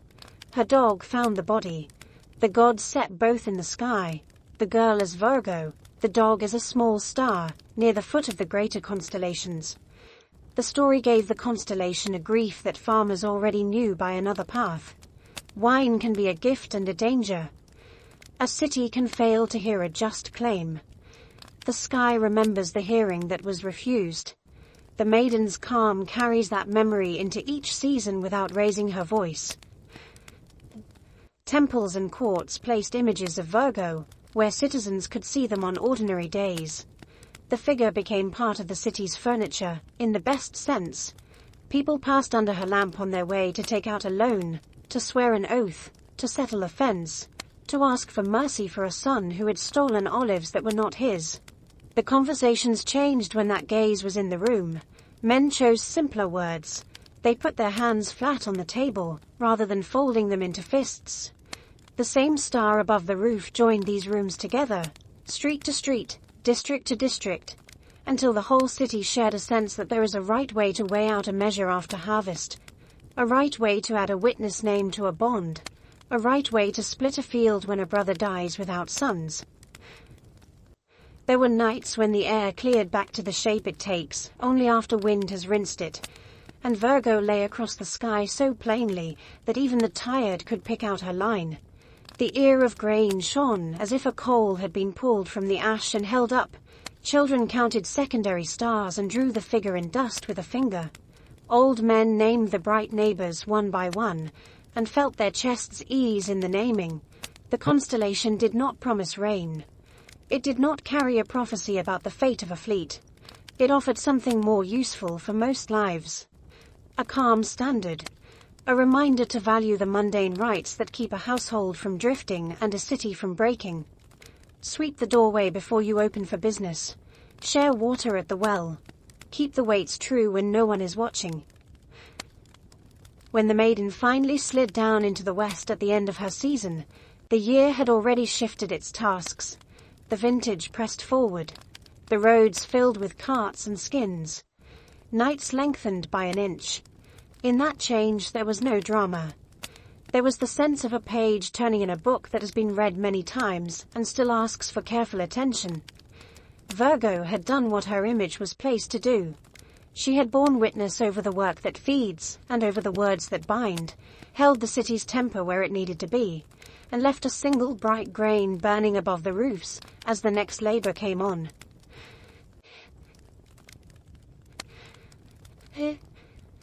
Libra rises when the heat begins to soften, and the air at dusk carries the smell of presses and wet stone. The vintage runs in courtyards. Donkeys stand with patient ears while skins are lifted and tied. Markets swell with grain measured into sacks and grapes stacked in shallow baskets. The sun crosses the line that divides light from darkness so cleanly that men on rooftops speak of equal hours and mark the day with a scratch on plaster. The year steadies itself. That is when the scales take their place along the path of the planets. No creature stands there. No weapon gleams. 2 pans hang from a beam. A small device is given the honor of a sign. The sky speaks in plain terms. Measure this season.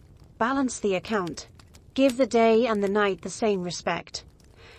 The Greeks first knew this reach of stars as part of the Scorpion. Old names kept the memory. Zubin el-Janubi for the southern one. Zubin el-Shamali for the northern one. The names that came down through later tongues remember claws rather than trays. A hint that the Scorpion once held the whole span. In time, the Romans claimed the group for themselves and gave it a Latin name that matched their habits. Libra. The scales. It suited a people who loved a calendar that bound fieldwork and festivals to exact days, who wrote laws with lines that did not wiggle, who stamped authority into metal and sent it from hand to hand. The constellation became the emblem of balance in a literal sense, long before poets made it a figure for fair dealing. Scales hung in stalls on every street where figs and oil were sold. Scales hung painted on the boards of tribunals. Scales shone from the right hands of goddesses in stone. When citizens looked up and saw the twin lights lift together at evening, they saw the tool by which cities keep order reflected back to them from a colder and safer height. The idea was older than both Greeks and Romans. On clay tablets pressed in cities beside the Euphrates, scribes drew a figure that scholars later read as the balance. The sky over Babylon held a sign for weighing. It stood near the point where the sun turned the year into autumn. Temple officials checked measures against bronze standards, while the stars repeated the same instruction above their heads. Keep the pans even. Do not cheat the hungry. The world carried that simple lesson west with merchants and captives and envoys. The scales joined the belt of the Zodiac that watched the sun move month by month. When Roman magistrates sat under awnings and judged a case that began with a short measure of grain, they did their work in a tradition older than their city walls, and the stars that set over their shoulders were already charged with that history. Astronomers catalogued Libra with a care that makes the old books feel alive when your finger traces the lines. Alpha in the group keeps the southern pan, a loose double to the eye on steady nights. Beta glows higher, and was once said by observers to carry a faint green cast, a claim repeated enough to become an heirloom even when later instruments found no color there. Other points close the shape and mark the beam. The figure is sparse. It never draws a crowd the way the lion or the archer does. It rewards patience, and that is part of its meaning. Men who tended calendars prized Libra, because it stood near the place where the sun made the day and the night equal in length, during the age when Rome ruled the sea. Precession has carried that balance point into another patch of sky since then. A slow drift that Hipparchus measured when he compared old records to his own nights at the eyepiece. Yet, the custom of calling autumns turning the season of the scales did not fade. People keep names when they help the tongue remember work. Civic life placed Libra in halls and on coins, so the lesson would be close to the fingers. Aquitas held a pair of scales on Roman money beside a cornucopia.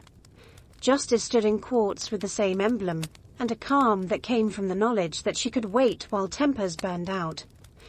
Guilds painted the device over door lintels with the year and the names of 2 officers. Farmers carved it into the end of wooden measures, so that borrowings would return cleanly. Children learned to set a small weight on one pan and grain on the other until the beams sat level. In that small game, a city taught itself how to keep faith. The sky reinforced the lesson without voice. Libra rose. Libra crossed the meridian. Libra fell west. Markets closed under its gaze and reopened the next day with fresh chalk marks on the board. Pilots who sailed between islands watched the scales for timing rather than direction. The bright points guided them less than other figures.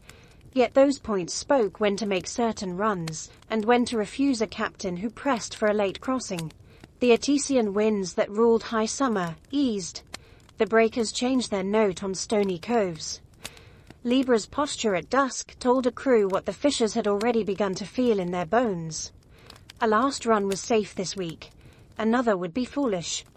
In that way, the constellation governed by restraint, and by a practical kind of wisdom. The men who listened kept their ships and their lives. The men who ignored the signal came home under a sail patched in the bow, or did not come home at all. Writers who loved order glanced at Libra when they looked for images to steady the mind. A beam that will stand straight if you take care. 2 trays that punish greed without words. The line across the middle that refuses to tilt for a shouted plea. In the art of law-giving, this image proved stronger than speeches. Themis and Dike appeared with scales because the device said their names in clear strokes a child could copy. When the city sponsored a festival to renew its promises after harvest, a herald carried a small bronze balance through the procession, and then set it on the steps of the temple. People laid coins on one side, and loaves on the other, until the beam steadied. The act made an easy sermon. Give enough until the arm stops its tremor. Then go back to work. The stars themselves carry the old memory of the scorpion, even while the sign announces a new idea. Zuban el-Ganubi and Zuban-e-Shamali still mean the southern claw and the northern claw in the language that brought those names forward. The night keeps both histories at once without confusion. That is how cultures often grow. A people inherits a figure as part of a larger beast. Another people redraws the lines and keeps the old names at the corners as labels for a past that remains real. The Greeks placed the scales between the maiden who withdrew and the scorpion that brings down the proud hunter. The sequence speaks quietly. First keep the measure. Then remember the sting that waits for arrogance. Anyone who traced the zodiac across the sky with a staff could feel those chapters turn. When the sun stepped into Libra, cities marked the date with actions that were small and useful. Weights were tested against standards in public. Official measures were rinsed and blessed with a pinch of salt. Debts were counted and rolled forward where mercy allowed. Courts cleared old cases before winter closed the roads. Scribes sharpened their reeds and began new ledgers. The scales looked on while people chose balance rather than heat, practice rather than noise. The choice does not produce songs. It produces a year that holds together. And when the night lengthened, and the bull of winter stirred on distant hills, the image remained above the roofs, two quiet pans holding still in the wind. An instrument promoted to the sky so that no one could say they had forgotten what fairness looks like. When Libra stands high at evening, the streets of a Mediterranean town take on a certain pace. The sweet press of grapes slows, presses are rinsed with bucket after bucket, and the first vats settle under linen covers, while a steward tallies skins and weights, with a stylus that squeaks on wax. In that pause, the scales seem to hang over every threshold. A shopkeeper reaches for his beam balance and sets the light brass pans so they do not touch the counter. A boy lays out the standard stones one by one, each with its stamped mark still visible from the magistrate's office. The first customer points to figs and barley. The arm dips and rises until the crossbar sits level. No one speaks. The beam becomes a small theatre of trust. The act repeats from stall to stall and lane to lane. And above those lanes, two stars keep their slow watch, a reminder that fairness begins with simple motions performed in public. The constellation carries little ornament, a pair of bright points, a few lesser lights closing the figure, a spare geometry that suits the duty assigned to it. Mariners who knew every boast of Orion and every flashing jewel of the twins spoke of Libra as a quiet tool. When the northern star of the pair lifted clear of haze at dusk, pilots noted the angle of the yard, and judged their window for coastwise runs before weather turned. When the southern light slid down the rail toward morning, they marked a shift in wind, and made decisions that saved timber and men. The scales gave no directions across the open sea. They urged timing. Those who understood timing prospered. Those who ignored it learned about patience from broken spars and torn canvas. On carved stones and bronze coins, the balance passed into millions of hands. Aquitas stood on Roman denarii with a set of scales and a horn of plenty, a message that law and provision walk together when a state is well governed. In forums across Italy and the provinces, a traveller could put his own small weight on a public mensa ponderaria and test a merchant's measure without fear of insult. Greek cities kept their metroin colonnades and marked them with priestly names, so the responsibility was clear. A figure of Themis or Dike presided in relief above many of these benches, the two pans resting from her fingers with a calm that steadied tempers. The scene taught more effectively than speeches. Bring your measure into the light. Let the arm decide. Accept the result. Go home with your grain and your temper intact. Astronomers, who love the world for its regularities and its surprises, found in Libra a dependable marker for the season when the sun crossed the line of equal day and night in their age. They wrote down its position with pride, and then, in later generations, wrote down the difference with the same pride. Hipparchus compared the numbers old men had trusted to the numbers he saw with his own eyes, and understood that the sky's frame slips a little over long years. Precession became a lesson carried in the same pages as star catalogues. The scales still stood for the balance of the year in custom and poetry, yet observers learned to keep two truths together. The picture holds. The background moves. A patient mind can reconcile both without losing its footing. In the hands of artists, the sign gathered meanings that citizens could recognize at a glance. On friezes, a magistrate raises one tray and lowers the other until they match. On painted panels carried in processions after harvest, a small bronze balance sits before the temple steps, while the crowd piles bread on one pan and coins on the other until the beam steadies in air that smells of must and laurel. In private houses, the emblem appears above doorways where accounts are kept. A father lifts a child to touch the carved beam, so the lesson enters the body before it enters the mind. The gesture becomes habit. The habit becomes a custom that survives bad years and ambitious men. The older memory of claws never vanished. Names preserved it. Zubin Shamali and Zubin el-Janubi traveled through tongues and scripts, keeping a hint of the scorpion's reach, even as the figure in the textbooks became a separate instrument. This double history made sense to people who knew that city walls are built from stones taken from older walls. A figure can be cut free and given a new office. The memory of its earlier work remains in the language, a faint echo that keeps the past within earshot. Storytellers in Portico shade could point to the arc of autumn and recount both lineages in a single breath. First the creature that seizes, and then the device that weighs, a progression as clear as the turning of a page. Courts favored the sign when they wanted tempers to cool. On days when disputes about dowries, fields, and water rights crowded the docket, an usher set a small balance on the magistrate's table before the first case. He raised the beam so it caught light and then stepped back.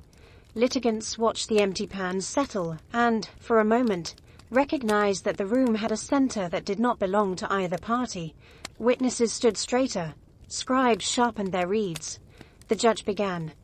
Hours later, the same beam still stood, a silent participant in the day's work. Few remembered it on leaving, yet its presence had acted on the posture of bodies and the choice of words, which is often how order takes hold. When the vineyards finished, Libra remained as a marker for the labors that follow. Debts were counted and renegotiated. Weights and measures were rinsed and sealed for winter. Inventories of oil and grain were copied into new tablets with a fresh hand. Guilds audited their chests in the presence of the device that defined their trade, the master and the youngest apprentice, each placing a stone, the beam returning to center under 4 eyes. Rituals of this sort anchor a city's memory. They translate the image in the sky into actions that knit households to institutions and institutions to seasons. The scales overhead validated the scales on the table. The two sets answered each other like a call, and replies sung across a courtyard. Philosophers found a language in Libra that did not depend on metaphors stretched past their strength. A beam held true when the fulcrum sat square and the arms matched. A polity held true when its laws were legible and its judgments predictable. The best treatises hid in that simple relation. Teachers could stand with a pair of wooden pans before a group of students and let the device explain limits and proportion, while a single lamp threw the shadow of the beam on the wall. The lesson entered the hands first. Minds followed. As autumn slipped toward early winter, the constellation crossed the meridian at dusk and began its descent toward the western line. Roof tiles cooled, smoke from presses thinned. The long shouting of summer quieted into conversations carried at a walking pace. The scales did not cease their work when they sank. Their season's habits continued in ledgers and storehouses, and in the measured steps of men who had learned to keep the beam level when tired. In that continuity you can feel why the ancients gave an instrument a place beside beasts and heroes. The year depends on fearless strength in some chapters. In others it depends on steadiness performed without witnesses.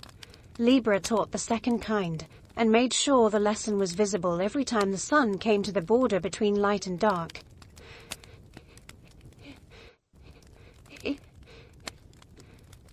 Scorpio rises from the horizon like something remembered before language.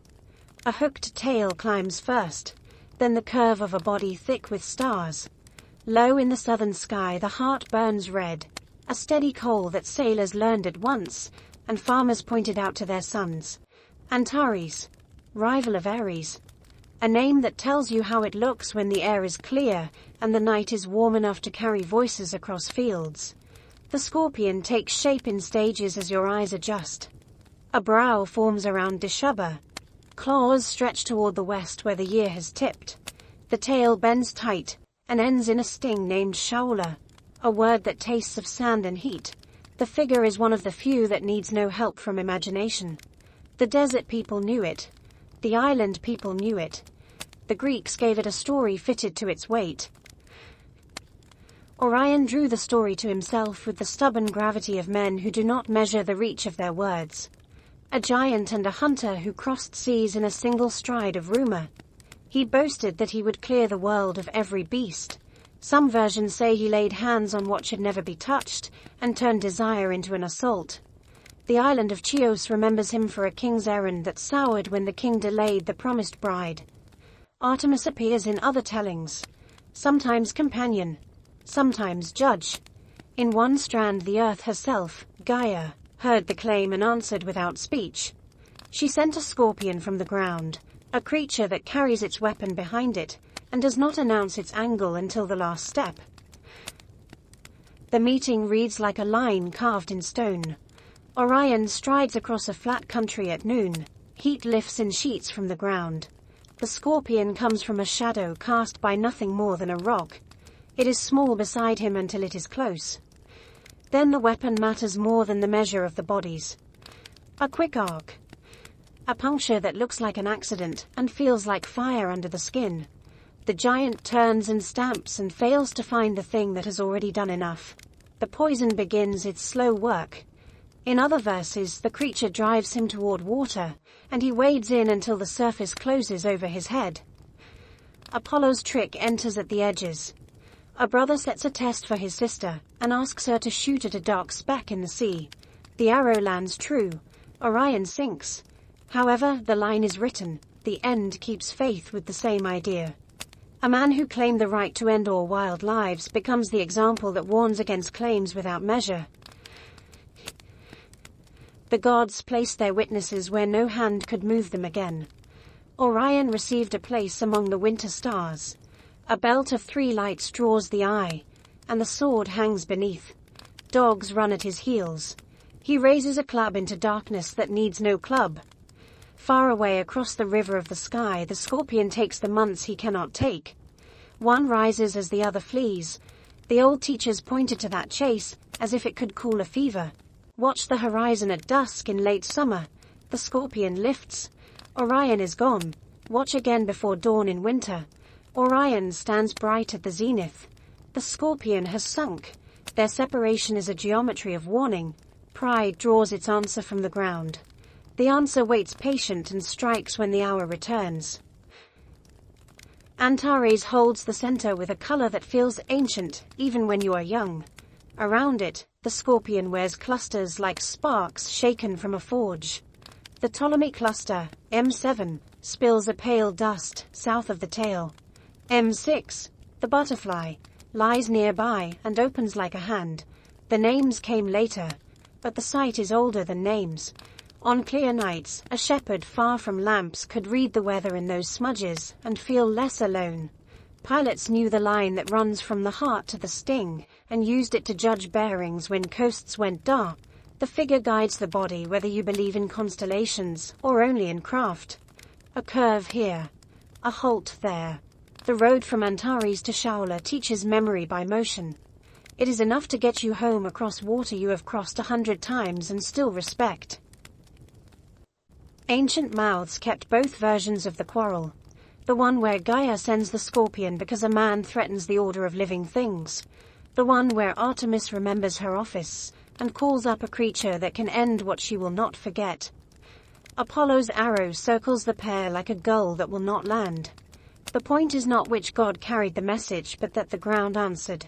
A low instrument, a quiet instrument, an instrument that does not need sound. Rural altars bore small scorpions in relief for that reason. A house in the back country understands the danger of hands that forget themselves. A mother taught a child the shape in the sky, and said 2 sentences to last a lifetime. Do not boast against the world. Do not mistake speed for safety. Scorpio owns the deep parts of summer where sleep grows light and dogs bark at nothing, and the countryside waits for a wind that will not come. In those hours, the red heart hangs over roofs and turns whole towns into listeners. Poets who cared for measure in lines liked the sign for the same reason magistrates liked Libra. It explains without ornaments. A body, a weapon, a jewel in which the smaller thing does not wander from its task. The counterstroke moves from ritual into habit through such images.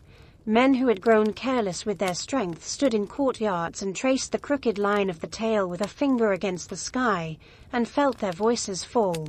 Boys who counted the stars from a wall stopped at the stinger and counted again to be sure. The constellation did its work by being itself. The calendar folded the lesson into action when the scorpion rode high. Harvest plans hardened into dates. Heat pushed cities toward evening courts. Roads emptied at noon and filled again at dusk. Vine leaves curled in the glare and then lifted when the dark brought breath back to the hills. The sign offered no omen for individual fates. It spoke to the whole. Keep to shade in the worst hours. Cut earlier than pride would like. Tie bundles with more care than last year because the air drinks sweat faster than water can replace it. The same voice carried to soldiers on border posts and to crews in anchorages where the swell never sleeps. The figure told them to shorten the morning watch, to think twice before chasing a quarrel into the open country, to put the weight on prudence until the weather changed. So the Greeks let the scorpion hold its ground across from the hunter and kept telling the story in full light. The image traveled from vase, to wall, to coin, to the sky above the speaker's head. It has never lost the edge that made it valuable. A creature drawn with economy. A sting that bends like a question you cannot refuse to answer. A red heart, set at the center, to remind the strong that the world contains forces that do not care who wears the crown or carries the club. The sign sits on the ecliptic, where the sun walks its yearly road, though the sun's stay is brief in these stars. Ancient observers who kept strict calendars gave the scorpion only a handful of days before the sun crossed into the serpent bearer. The fact did not diminish the figure's presence. It heightened the sense that this was a gate to be noted with care.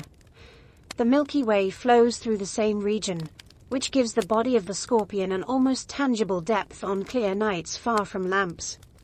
A child who sees that arc once from a black beach carries the shape forever and will find it again from a mountain ridge, or a deck with the rails wet from dew. Scholars of star names liked Scorpio for the way it kept traces of older tongues. The Greeks spoke of Scorpios and wrote it in the lists of the Zodiac. Romans used Scorpius and drew the same body into their mosaics with tesserae, the color of wine and honey. Traders coming west carried Arabic names for the tail and the brow that would live on, even when alphabets changed. The habit of inheritance suited the figure. A creature that endures in dry ground and in heat leaves the same impression on minds that travel. Greek and Roman artists carved scorpions on small stones used as seals or amulets. Soldiers wore them on rings struck in iron. Householders set them on oil lamps so that the last light seen before sleep would belong to a shape that warns against careless hands and rash vows. Astrology in the Hellenistic schools placed Mars with the scorpion and taught that the sign carried power through fixed intensity. Philosophers who were more concerned with conduct than with fate borrowed the image without the rules. They spoke of the scorpion when they wanted to explain a kind of discipline that waits for the moment that matters and spends its force in a single clean use. The same lesson appears in small practical customs. Reapers who worked under Antares kept a tighter line when binding sheaves because the air drank sweat faster than wells could satisfy a throat. Captains shifted watches so the midday sun found fewer men on deck and found those men with water near at hand. Garrison commanders on borders shortened patrol circuits and doubled the hour at the gate, a concession to heat that preserved horses and tempers. Antares has the authority that belongs to a clock hand. Its heliacal rising, when the star first returns to the dawn after invisibility in the sun's glare, told whole communities that the worst heat was on its way. Wine presses were checked and repaired. Roofs were patched before 2 months of weather-tested joints and clay. Jars were counted, and chalk marked because miscounting after harvest costs less than miscounting before. The same pin of red taught sailors prudence in late-season ventures across long fetches of sea. An embarkation that made sense in the weeks of the twins could sink a hull in the weeks of the scorpion. Good practice rests in that kind of distinction, and the sky repeats the instruction until it becomes second nature. Artists never tired of fitting the scorpion into useful places. It crawls around the rims of craters that once held watered wine. It decorates the base of sundials where a small gnomon throws a thin blade of shadow across the hours. It crouches on thresholds in mosaic, a sign that tells visitors to watch their tongues and tells residents to keep their own. The body carries no crown. The figure requires no spear. A curved weapon raised behind a patient creature offers enough narrative for a household. It says, "Slow your stride as you enter," and measure your strength as you speak. The same sense follows the constellation across the year. The red heart climbs, the tail bends. The lesson arrives without need of a priest. So the Greeks kept Scorpio in its place, across from the winter hunter, and let Antares burn above their courts, their fields, and their harbors, until the season changed. When the first hints of cool entered the air and the cicadas eased their chorus, the stinger drew down toward the line of the sea. Vines let go of their last sweetness. Roads filled with carts. The sky moved on to the sign that draws a bow. The scorpion left behind an afterimage in the eyes of anyone who had watched it night after night. A curve. A coal. A rule about claims and their limits written where no hand could erase it.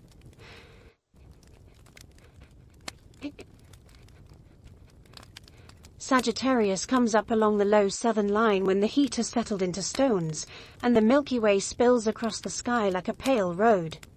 The eye finds a bow first, then an arm that draws the string, then a body that seems half man and half swift creature, planted in darkness with the poise of someone who knows where the arrow will land before the release.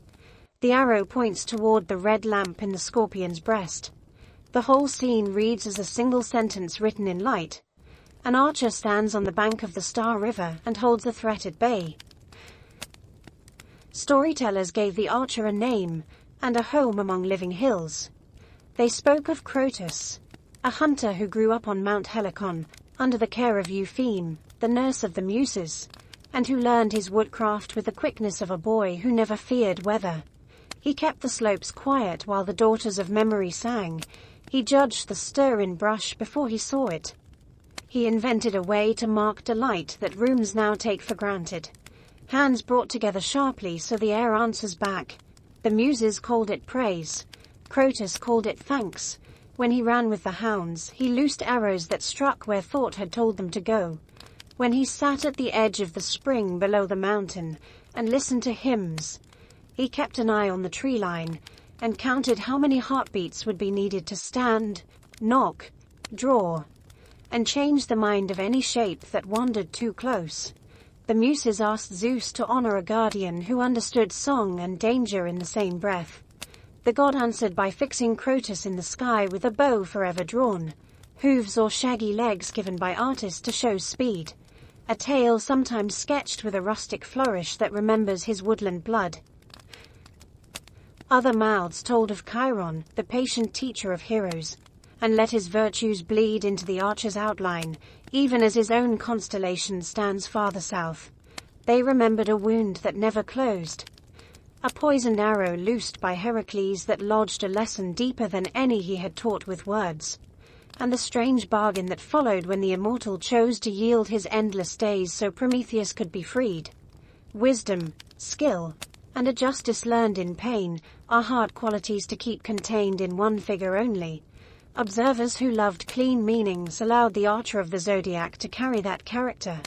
An arrow drawn against the dark can serve as a sign for the kind of knowledge that acts without noise. The Greeks read the archer's posture against the creature behind him and found comfort in the geometry. The line from the knock through the shaft passes toward Antares, a reminder that courage sometimes lives in the silent moment before release. Ancient star writers traced the bow with names that sailed into later ages. Caus Borealis at the upper limb, Caus Media across the bend, Caus Australis along the lower stave. The arrowhead glints at Alnasil, the arrow, and the hand finds the grip by Nunki, a bright mark whose sound came down through traders' roots. A cellar sits at the arm like a small shoulder flash. Priest astronomers copied these points into lists and then compared the lists to the sky until the pattern held steady in memory. Pilots in warm harbors needed the body less than they needed the bow. The arc itself became an instruction, a curve one could set against the sea to keep bearings while running along summer coasts. The archer stands where the Star River is thickest. On clear nights, a shepherd lying back on warm ground near a field wall can see darkness gouged with brightness there. Small patches like breath on glass, set among countless sparks. Those who watched long said the sky looked deepest in that quarter, and kept an old reverence for the place. The ecliptic runs through the same region. Planets step past the archer's arm in slow procession, evening after evening, like travelers asking leave to cross a guarded bridge. Calendars noted his season, with tasks that suit long days and short tempers. Move stores before thunder breaks, check rigging before a launch, set water where workers can reach it without asking. The myth gave the practical a face. A figure on the margin of the Star River promises defense while others do their work. Artists put the archer into every material people touch. He runs along black figure vases with a bow that looks like a crescent, caught in flight. He is cut into intaglios no wider than a thumb. A poised miniature carried in rings. He strides in mosaic over the floors of bathhouses, tiles shaping muscles, and a taut string in lines a child could follow with a damp finger. In all these rooms the same lesson waits. Preparation lives in small motions. A hand cups the knock, a second hand draws. Eyes find the mark and refuse to wander. The arrow does not tremble because the arm has practiced too often to let it shake. When the archer clears the eastern roofs in the hours after sunset, the high summer night has reached the stretch when crickets keep their chorus and the town grows still. Men lean on parapets and count the main lights without speaking. Women on upper balconies lift washed cloths to lines and pause to look south. A boy on a flat roof learns to match star to star by watching the shaft climb and the scorpion sink, and in the exercise his patience holds a little longer than it did last week. The figure teaches without voice. It invites the quiet that turns skill into instinct. The Greeks, who loved stories and also loved order, left the archer there to keep that invitation open for any pair of eyes willing to wait until the bow becomes visible in full and the arrow finally points with certainty into the dark. Sagittarius governs the weeks when the Milky Way looks like smoke carried low along the horizon. The air stays warm after dusk. The grass keeps the day's heat and releases it slowly as if the ground were breathing. People look south and find the bow again. The shape grows obvious as the eye adjusts. Caus borealis holds the upper limb. Caus media bends the middle. Caus australis secures the lower stave. Almuscle glints where an arrowhead would flash if the archer loosed. Nunci steadies the hand. A cellar marks the arm like a small badge. Farther off, Rukbat sits by the knee with a cool steadiness that scribes always enjoyed writing down even when brighter fires drew more attention.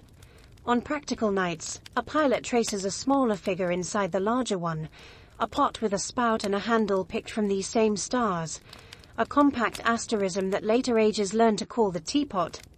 The Milky Way rises from that spout like steam. Children see it at once and remember where to look for the rest of their lives. Calendar keepers put tasks under this sign that require long patience and a clear head. The dog days have passed their peak. Thunder still threatens hills at sunset. Roads hold dust that tastes of lime and crushed grass. Storehouses need checking before carts begin to roll in earnest. Rope must be mended and coiled close to hand. Water placed where men will reach for it without breaking pace. The bow in the south becomes a rule for the mind. Prepare before movement starts. Hold the draw without shaking. Choose the instant that changes outcomes. The myth gives this rule a guardian who understands music and risk in the same breath. Crotus kept Helicon quiet, so songs could be heard. He listened while he watched the tree line. He invented a clean way to praise. Hands struck together so the air replied. The muses asked Zeus to keep such a listener in the world forever. The answer stands each summer along the Star River with the string drawn and the arrow held. Scholars who loved clean attributions pointed to Crotus when they wanted a man at the center of the sign. Others felt Chiron's gravity and let it shape the character of the figure, even while they kept his own constellation separate. Chiron taught heroes to ride, to hunt, to sew wounds, to draw a bow without haste. He carried a hurt he could not mend and traded immortality to end it. Wisdom that accepts cost belongs anywhere. Courage is expected to last. The archer over the southern roofs acquires that weight. Artists understood this. and gave the body that holds the bow a human chest and a beast's engine. Hooves in some hands, a long goat tail in others. A hybrid that shows speed, married to judgment. The exact anatomy shifted by region and workshop. The intent held, a figure made to move and to aim at once. Sailors used Sagittarius for bearings as the season pulled them along familiar coasts. The arrow points toward the red lamp in the breast of the Scorpion, and makes a straight line that keeps a helm honest on warm nights. Ports under islands glowed like small fires beyond headlands. Crews watched the bow clear the yard and knew how much dark remained for rowing. The Star River behind the Archer gave confidence on cloudless passages. Where the brightness thickens, the eye learns to trust a route across sky, the way a hunter learns a path across scrub. Pilots who had passed their prime taught the young to read the bow, and the Archer's body in parts, and then as a whole. Point out Caus Australis. Find Downasaur. Walk your finger along the shaft to Nonki. Keep that line in your head when land sinks after moonset. Priest astronomers wrote the figure with pleasure into their catalogues. They loved the way the ecliptic climbs through this quarter while the Milky Way pours through it at a separate angle. Planets pass the stretched bow like petitioners crossing a guarded bridge. Mars looks fierce here. Jupiter glows with an authority that belongs to his size and to the stories that carry his name. Venus steals attention when she strays into the same field. The watchers copied positions with reeds and ink until the paper became a dark garden of points and numbers. Hipparchus compared the gardens of earlier men to the sky above his head, and saw that the frame itself shifts over centuries. He kept both truths without flinching. The pattern remains useful, the background moves. In towns that cared for memory, the Archer marched through images that ordinary people touched every day. He strides across the black curve of craters, with a bow drawn tight, and the string picked out in a pale stroke. He lives on signet stones no larger than a thumb, a poised miniature pressed into wax to seal accounts and letters. He runs over bathhouse floors in tesserae that shine after a bucket has passed, the wet tiles making his limbs look alive. Carvers set him on public altars beside the summer months of the year. Painters placed him on dining room walls opposite shelves where cups stood ready for wine, a reminder that chaos still walks, and that someone must keep watch at the edge of the feast. The season under this sign trains temper as much as muscle. Heat has pared speech down to what is necessary. Work gets done because men pace themselves. The bow teaches the same economy. Lift. Anchor. Draw through the back. Let the shoulders carry the weight so the hand can remain calm. Do it again after a drink of water. The sky turning above a field of stubble makes these motions feel older than any one body. A boy learns to pull a short bow behind a sheepfold at dusk, and hears crickets as he concentrates on keeping his elbow high. A veteran who has set down weapons for years looks south from a roof, and feels his shoulder blades remember the line of a good shot. Neither speaks. The figure holds their attention until the arrowhead brightens, and the Scorpion's tail sinks another finger toward the west. Late at night, the Archer stands over the thickest star clouds anyone can see without an instrument. The darkness between those clouds reaches into a depth that unsettles even steady hearts. Philosophers like to let their voices trail off there. The world beyond the world showed itself in a form that demanded humility. The bow aimed into that region gives mortals something to do with their attention. It lends purpose to a view that otherwise swallows thought. You can count the stars along the shaft and feel small without feeling lost. You can place the arrowhead and trust that it will be there when you look again next year. A pattern whose parts have names steadies a mind when summer has run long and fatigue makes edges blur. When the Archer begins his slide toward the west, a city has already changed its rhythm. Presses run by torchlight. Teams load carts before sunrise. Householders check shutters against sudden winds. In ports, ropes thicken over bollards, as if harbors gathered their own muscles for weather to come. Sagittarius remains above the southern roofline while these motions repeat. The sign carries no crown. It offers a craft. Across fields, across water, across rooms with low lamps, people read the same lesson, in the same posture. Preparation, in quiet. Attention held. Release, when the mark is sure.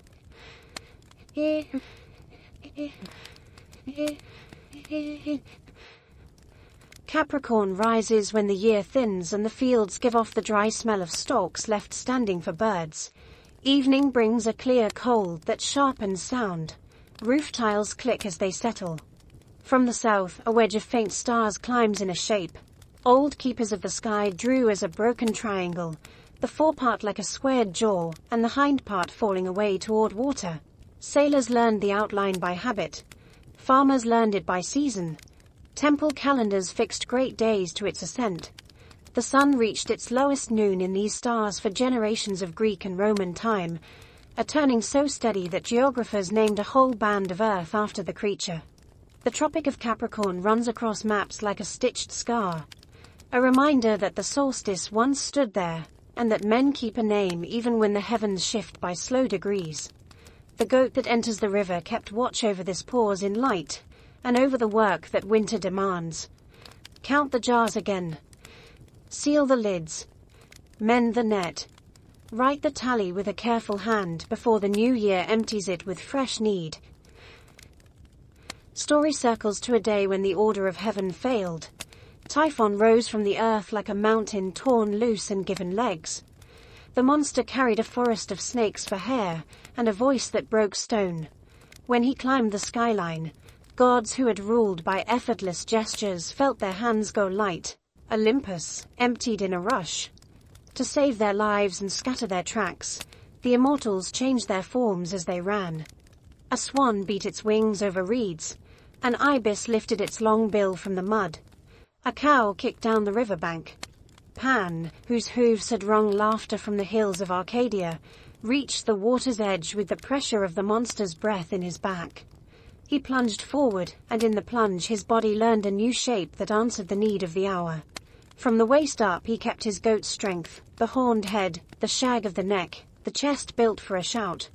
From the waist down he learned the river's craft.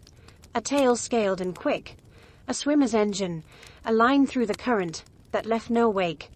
In that single movement he became the creature the sky would remember forever. A goat sewn to a fish. A guardian fit for banks and eddies where danger hunts. While the gods hid, Zeus fought and lost ground. Typhon struck him down on a ridge and tore the sinews from his hands and legs, a violence that made the king of the sky as weak as a child dropped from a cart. The monster hid those tendons in a cave on Cilician shores and set a guard with a head full of serpents. The story in this part turns on a small figure who refuses to be counted out of the main work. Igipan Goatpan moved through reeds and over shoals with a thief's quiet, and found the cavern by the smell of salt and snakes. Hermes, who knew every trick and every door that opens when a password is spoken softly enough, joined him. Between them, they brought the guarded packet out into daylight, quick as a kingfisher's strike. Zeus fitted the sinews back into wrist and heel, and rose with a voice that sent Typhon into a long flight toward Etna. Lightning finished what cunning began. In the peace that followed, Zeus set the goatfish among the stars to honor a courage. No banquet song was meant to catch a rescue made by water sense, and by a body that had learned, without complaint, to wear two elements at once. Older memories cling to the same outline.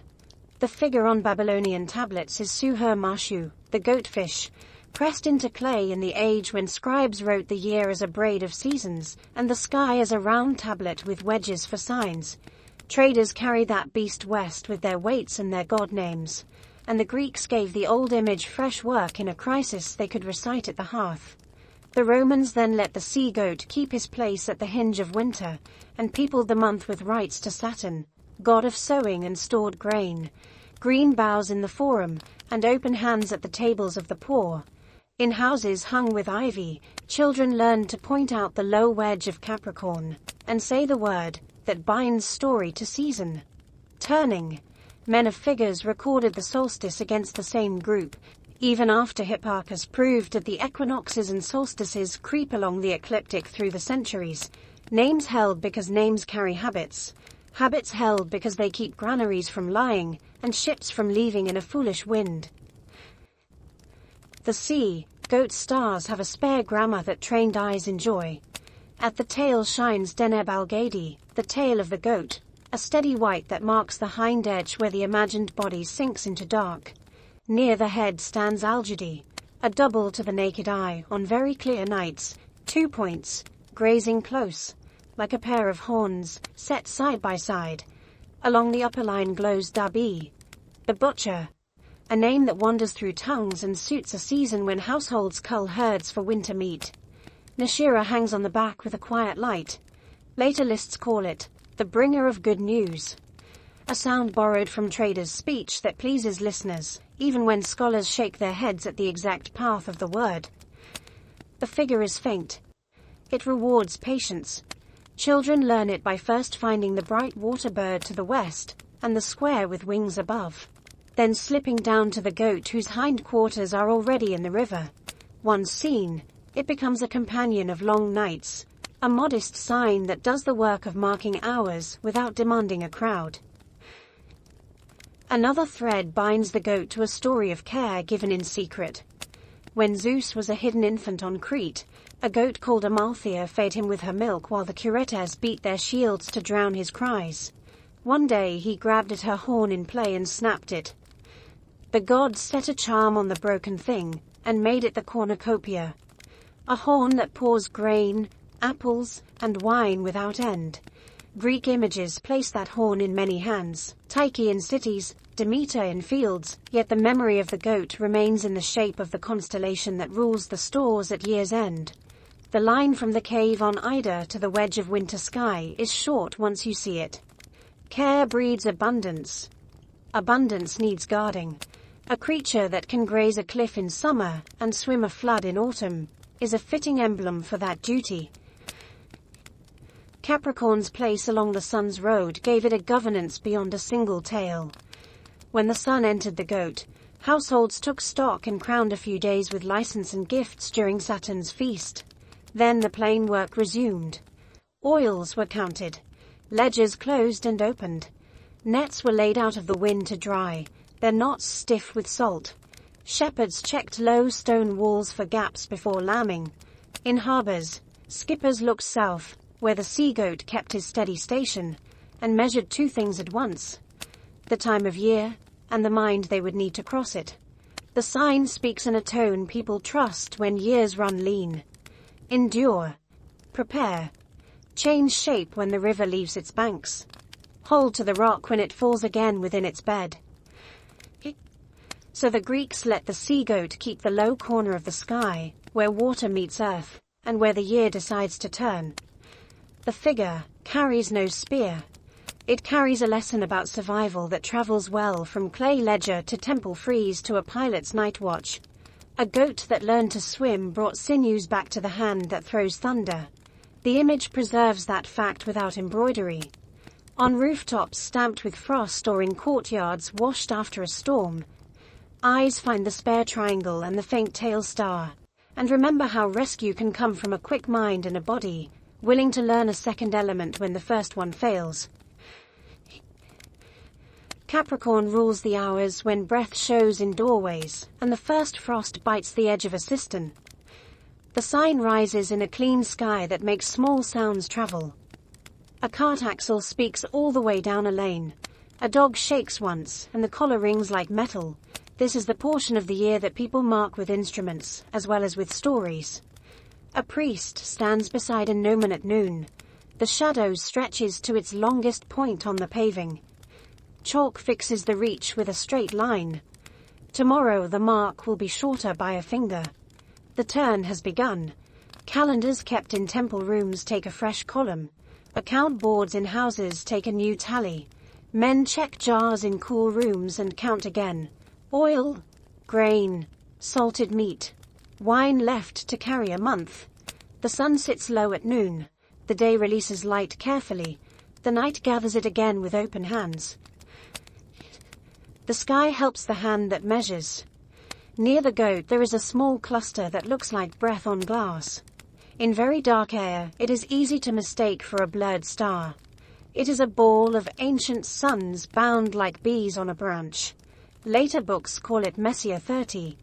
Shepherds learn it by feel before they know its catalogue name. When the night is sharp and dry, the cluster shows a bright core. When haze lies low, it dissolves. The difference tells a watcher more about weather than any boast. Many of the goat's points please the eye of a reader who loves doubles. The foremost horn is 2 stars set in a wide pair. The butcher star near the back has companions as well. The tail light is steady on most nights, and then, without warning, fades by a small step when a dark body moves across it. A quiet eclipse that repeats through a cycle most men will never count. These are details for those who sit long with the cold. They are also a grammar that steadies a mind in months when fields lie bare, and work uses patience more than strength.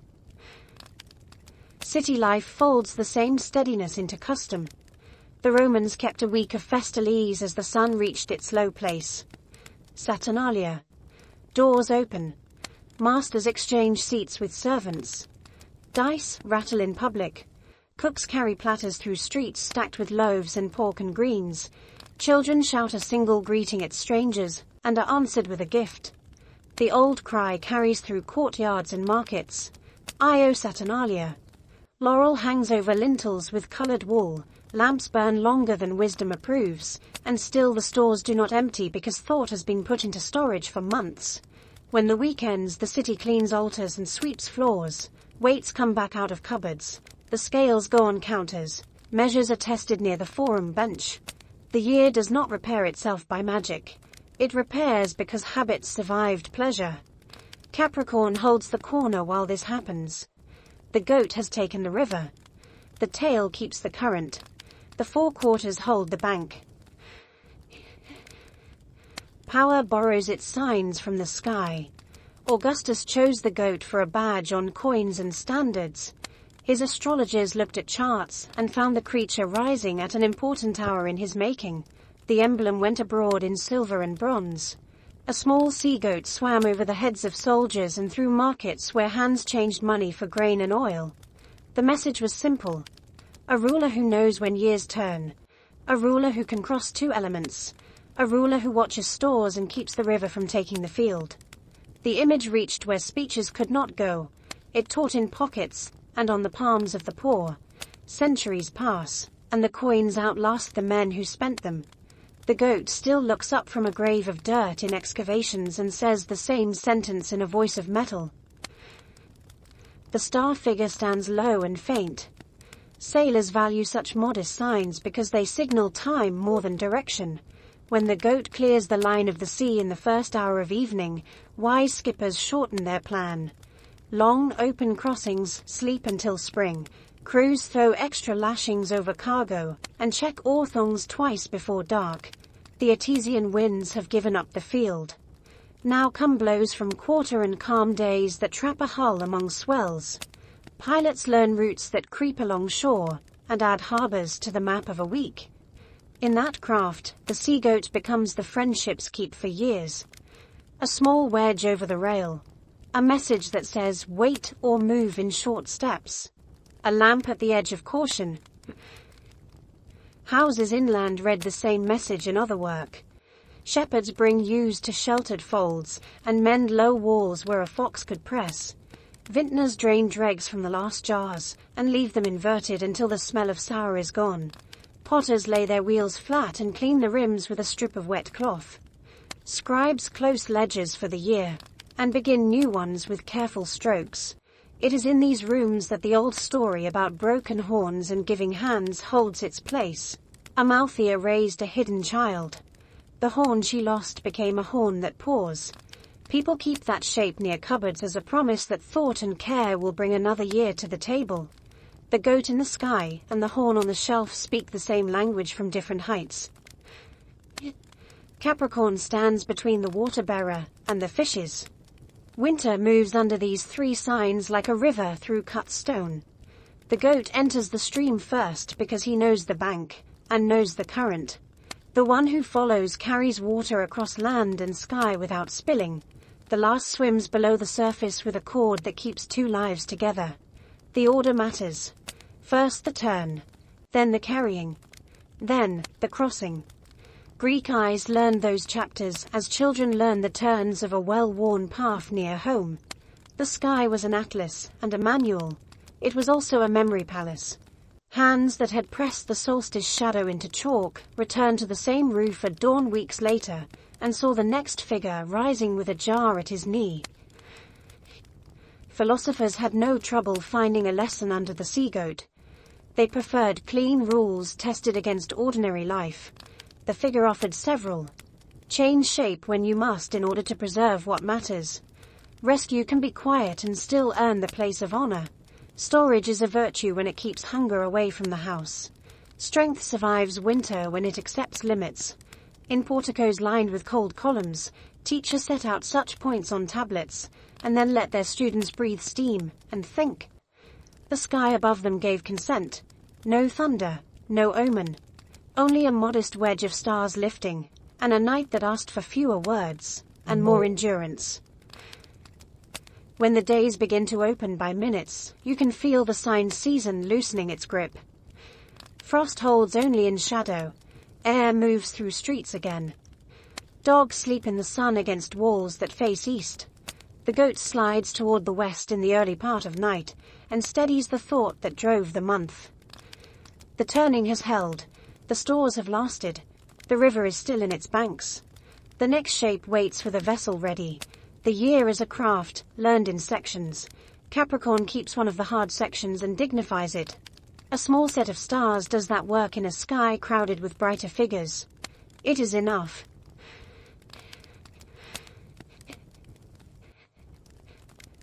Aquarius begins on a slope of Mount Ida, where the grass stays soft even in late summer, and a boy watches sheep with the patience of someone who hears more than he says. The boy is Ganymede, son of Tros, the founder of Troy, a child whose beauty moves through the countryside like a rumor that does not fade with distance. He walks barefoot along the ridge, and carries a staff cut that morning from a young ash. Dogs lope at his heels and stop when he stops, as if they understand that their master can read the wind by listening to the flight of a bee. The sky is a blue that seems to promise mercy. He looks up with the unguarded gaze of someone who has not yet learned that the gods prefer surprise. Zeus sees him from a height that makes kingdoms look like coins. Desire does what it always does in these stories. It rewrites the rules in a stroke, and expects the world to keep up. The king of the sky chooses a shape that will not alarm a shepherd until it is too late. He becomes an eagle that can dive without a sound. The hawks over Ida know this bird, and give way when its shadow cuts the slope. The air smells of thyme and sheep. Ganymede squints into the sun because the light seems to fold and then darken as if a cloud had arrived without warning. Wings gather the boy from the ground with a grip under the arms that lifts and does not let go. Staff and sandals fall into the grass. Dogs rear and bark and then grow small as the world pulls away beneath him. The flight is a long thought spoken slowly. The boy does not cry out. He stares at the feathers as if the mind can understand pain by counting the small things that carry it. Fields turn into a patchwork. Rivers turn into threads. The sea lifts like a metal plate held at a tilt. Ganymede feels what every mortal feels when the distance between earth and sky changes with a speed that makes the stomach argue with the head. Fear and awe take turns in the space behind his ribs. He has time to notice the strength in the bird's neck and the steady beat of the wings. He has time to understand that he has left the world he knows with no road back. Olympus meets him without gates or guards. The mountain is a place where weather waits to be told what to do. Columns shine as if washed in rain. Marble floors drink sunlight and give it back as a gentle glow underfoot. The gods look up from their cups when the eagle enters a hall that smells of resin and crushed mint. The bird sets the boy on his feet, and the boy sways once and stands. Zeus stands before him with eyes that carry the same threat and promise as a storm that has chosen a valley. Hermes appears the way he always appears when the air changes, and matters require a messenger who knows which words to keep and which to say. Hera looks from her seat with a stillness that says she understands what has been taken, and does not approve of the manner of the taking. Ganymede learns what it means to serve immortals. He is given a basin of water that smells of laurel. He washes the hands of gods who do not age. He carries a jug of nectar that shines like the inside of a shell.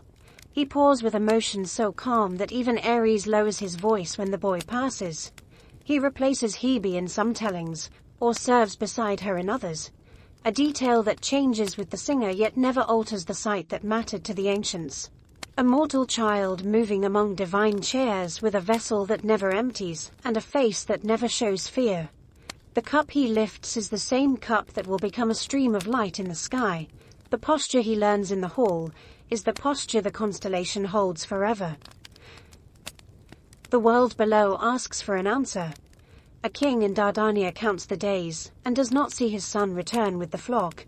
Tros stands at the edge of a field at sundown and watches the dogs arrive alone. The cry that leaves his mouth is the cry every parent knows in the moment before facts arrive. Zeus does not leave the wound open. He sends Hermes with gifts to soften the blow. Horses that can run over sea foam without sinking. A golden vine that coils like a living thing and bears fruit in season. Versions differ on the exact token, which is how memory works when pain is old. The point survives. The father receives proof that his loss has been honored by a power he cannot refuse. He bows his head and keeps his place among men who have learned that grief does not end when it is paid for. It learns to sit at the table without speaking. Time turns the boy into a sign. The Greeks do not forget the manner of the ascent. They do not forget that rain rules the life of fields. They let the two truths meet. Aquarius becomes a youth who pours water from a jar into a river that already knows where it is going. When the sun walks this section of the ecliptic in winter months, wet storms cross the islands, and the mainland breathes again. Sailors mark the season when the jars in the sky seem to spill and call it useful. Farmers watch channels fill and take the pulse of the year in the sound of water moving through dry stone. In some places, tellers braid this figure with older memory of floods. Deucalion and Pyrrha on a raft, after a world made new. The pairing is natural. A figure who pours. A world that needs pouring. Painters give the youth a profile that could belong to any shepherd from Ida, and set a plain jar in his hands. Mosaics lay him out along the wall of a bath where steam collects and drips, a mirror of the work above. Gem cutters carve him on stones no wider than a thumb, and make the falling water a line that catches light when the seal meets wax. On Roman coins, the water-bearer appears beside a river god with a reed in his hair. A conversation between sky and ground carried on in metal. In every medium, one thing holds. The jar empties in a clean stream that never runs dry. The figure pours as if the arm cannot tire. The stars that carry his shape keep a quiet brightness that suits the story. The luck of kings sits near his brow in a name that wandered west from older speech. Sadal Malik, the lucky one of the king. A wider fortune rests in another light at the shoulder called Sadal Sud, the luckiest of the lucky. A sound that pleases sailors who find it high on windless nights. Lower along the stream lies Sadak Bir, the lucky star of tents. A name that speaks of shelter raised against sudden weather. A quick shower of meteors arrives from the same region each year in late summer, when most men are too hot to sleep, and so see the brief lines sketch the dark without warning. Eta Aquarii gives that shower its mark in later books. The ancients only said that the night was busy, and that wishes came easily to the mouth in hours like those. Hera's anger never leaves the story. She watches the boy pour for her husband, and holds the cup in her hand with the steadiness of a queen who knows that dignity can be a weapon. The poets let her words fall in short lines that carry more ice than heat. The tale turns in small ways over centuries. Sometimes the marriage bed of Zeus suffers another wound. Sometimes the queen grows in wisdom and allows the boy to stand. If not in favor, then within the circle of the possible. The constellation does not judge. It remembers. It preserves an image that has power even when the details shift. A youth who rose from a hillside and brought rain to a dry world by lifting a single vessel again and again without spilling. When the figure stands high at night above winter courtyards, you can hear the sound of water from cisterns and gutters, and the trickle-down channels cut through stone in the age before your grandfather's grandfather. Women set bowls along walls to catch drips that will cool the house by day. Men pull cloaks tighter and speak of hills greening in a week if the wind holds. The children of the city trace the line of the falling stream with a finger and try to guess where the river below and the river above meet. The answer is easy for them. Everywhere. The cup never empties. The arm never tires. The sky keeps faith with the work that life asks for in this part of the year. Aquarius holds a long tract of sky, the old teachers nicknamed the sea. Fishes swim there. A river runs there. A whale lifts its back there. The water-bearer stands among these neighbors and tips his vessel so a ribbon of faint stars runs away from his hands. The stream descends toward the southern fish, where a single white fire waits like an open mouth. Fomalhaut shines there with the authority of a first-magnitude lamp, and gathers the falling water, as if the heavens had arranged a meeting between a cup and a thirst. Children learn the trick once and keep it for life. Find the jar. Follow the zigzag that spills from it. Let your finger drift until it touches the solitary bright star that sailors use to steady their course over warm seas. A picture becomes a path, and the path teaches the sky.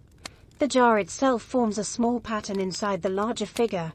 4 stars mark its rim and throat in a shape that looks like a fork held upright. Gamma, Zeta, Eta, and Pi Aquarii set the points.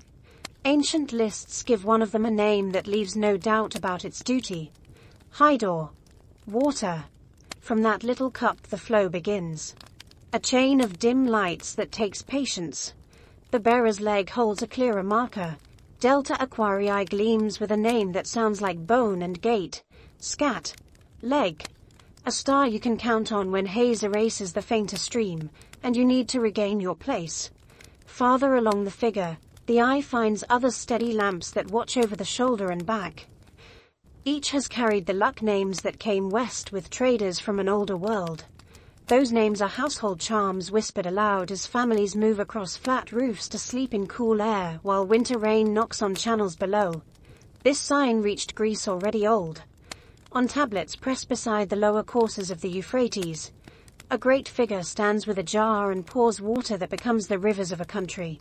The scribes called him the Great One. In their speech he stood with Ea, Lord of Wisdom and the Deep.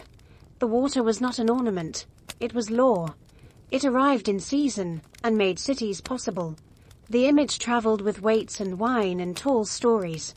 It met new mountains and a different sea. The jar remained a jar. The stream remained a stream. Greek mouths changed the divine name and gave the bearer a history that suited a shepherd kingdom and a high court on Olympus. The older memory still shows through like a sketch under paint. A man holds a vessel, and the world receives what it needs. Mediterranean weather gave the figure a second authority. When the sun passed these stars, rains crossed islands and peninsulas from the west, heavy storms in some years, and gentle soakings in others.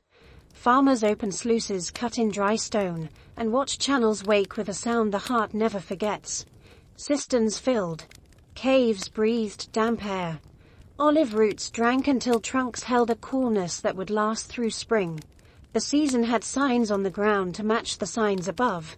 Broad gutters along roofs began speaking at once in the dark. Steps grew slick. Markets closed a little earlier because wood smokes poorly in blowing rain. Priests climbed their shrines and poured water in thin lines across altar corners to seal the New Year's luck. The sky poured. The hand poured. The gesture linked temple, field, and chart. Astronomers who lived for details recorded Aquarius with affection because it demanded effort. No blaze draws you in. The figure rewards the trained eye.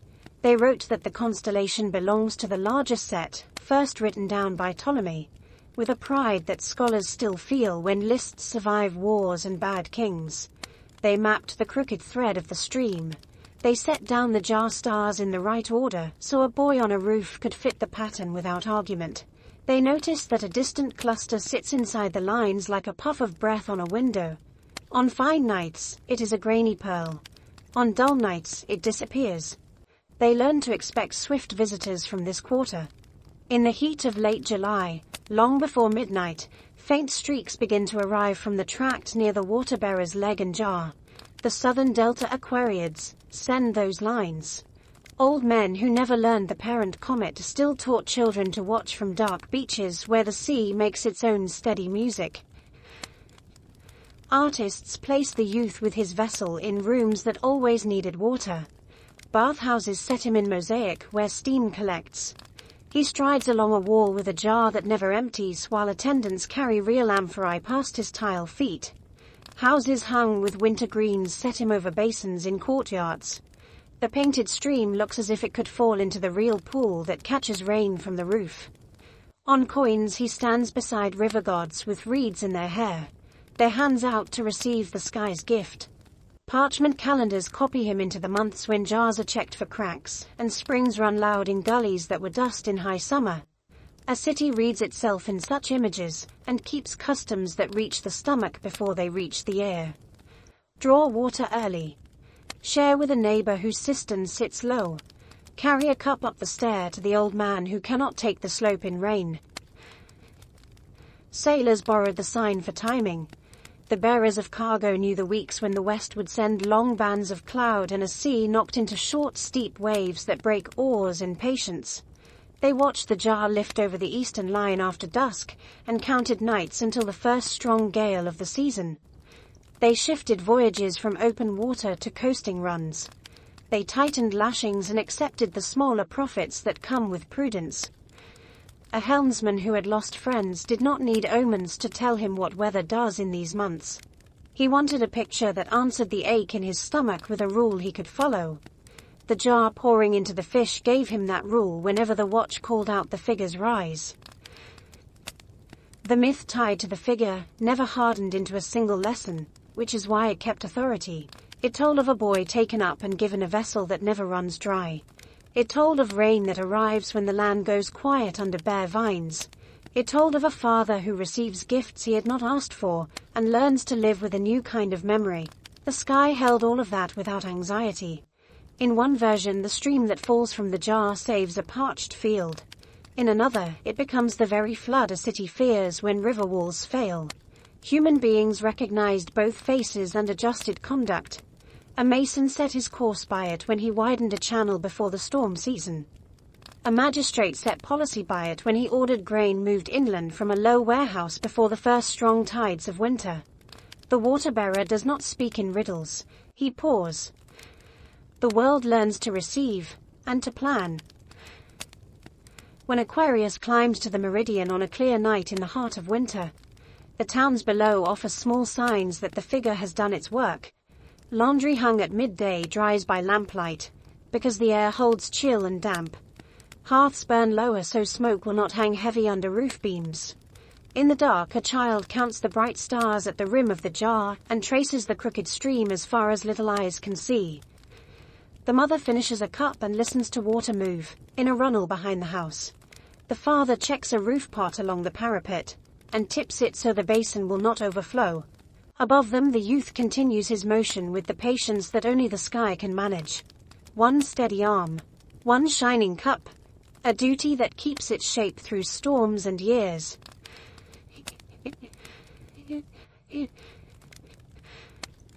Pisces opens on a shoreline that feels older than maps. The air carries reed smell and cold stone. A wide river slides past with a hush that swallows bootsteps and leaves only the beat of a heart for company. Typhon has come up from the earth, and the world has learned its size. Hills shake, temples shed powder. Forests bow without wind. The gods take to flight in shapes that will confuse a hunter who tracks by scent and sound. Aphrodite reaches the bank with a child on her hip, and a look that weighs choices in a breath. Eros clings with one arm around her neck, and the other pressed to the quiver that seems far too large for a body that light. Behind them, the ground breathes as if a lung lies under it. Ahead, the river offers escape, and a risk that matches the danger on land. She kneels at the lip of the water and pulls a length of cord from her girdle. It is simple stuff. Twisted fibers that a fisherman would call good enough. She ties one end around the child's wrist and the other around her own. The knot is plain and strong. It carries the thought that matters most when the world goes into fast motion. We will not lose each other. She draws a breath and steps forward. The river closes over her calves and hips and shoulders. A change moves through her body with the plain authority of a survival act. Flesh learns water. Legs soften into a line that can flex. Ankles turn to a tail that answers current. Arms keep their reach for the child. His small feet flash once and then fold into a swimmer's fin. The cord tightens. They go under, and the river takes them the way a road takes a rider who knows the turnings. Some versions say two local fish rise at once and shoulder the pair through the first pull of the current. The creatures have no fear of monsters in air. They know their own element and work without speech. They carry goddess and boy in the seam where surface chatter gives way to deep flow and then angle toward a bend where the bank leans low. The first gulp of air after a long hold tastes of clay and willow bark. Eros coughs. Aphrodite gathers him against her shoulder and feels the cord tug with the pressure of the water still running off their bodies. When she looks back at the channel, she sees tails cutting upstream, a last flash of help before the fish vanish into gloom. Gratitude does not require words. She fixes the image of the rescue with the intensity of someone who pays debts, then runs on with the child held close and the line still binding them. When the roads are safe again, and the noise of typhoon lives only where the earth remembers injuries, the sky receives a gift to keep from that night. Two fishes, a ribbon between them that crosses space in a quiet arc. There is no throne here. There is no weapon. There is the shape of a promise kept with cord and breath. The western fish rests near the great square of Pegasus, in a small ring that old watchers call the circlet, a chain of modest lights that forms a neat loop over grey water on autumn evenings. The eastern fish lifts its head toward Andromeda, and the thin triangle that marks the place where three bright points make neat geometry out of a corner of the sky. Between them runs the band that binds. At its center, a single star keeps the memory of the knot. Al-Resha, the rope of the fishes. A name from caravan mouths that carried star lore from river cities to harbors and wrote it down with care once it reached bookish rooms. The constellation wears its faintness like a decision. It yields no roar to the eye. It asks patience. It offers pathways to anyone who will stand with a chart and learn the ground.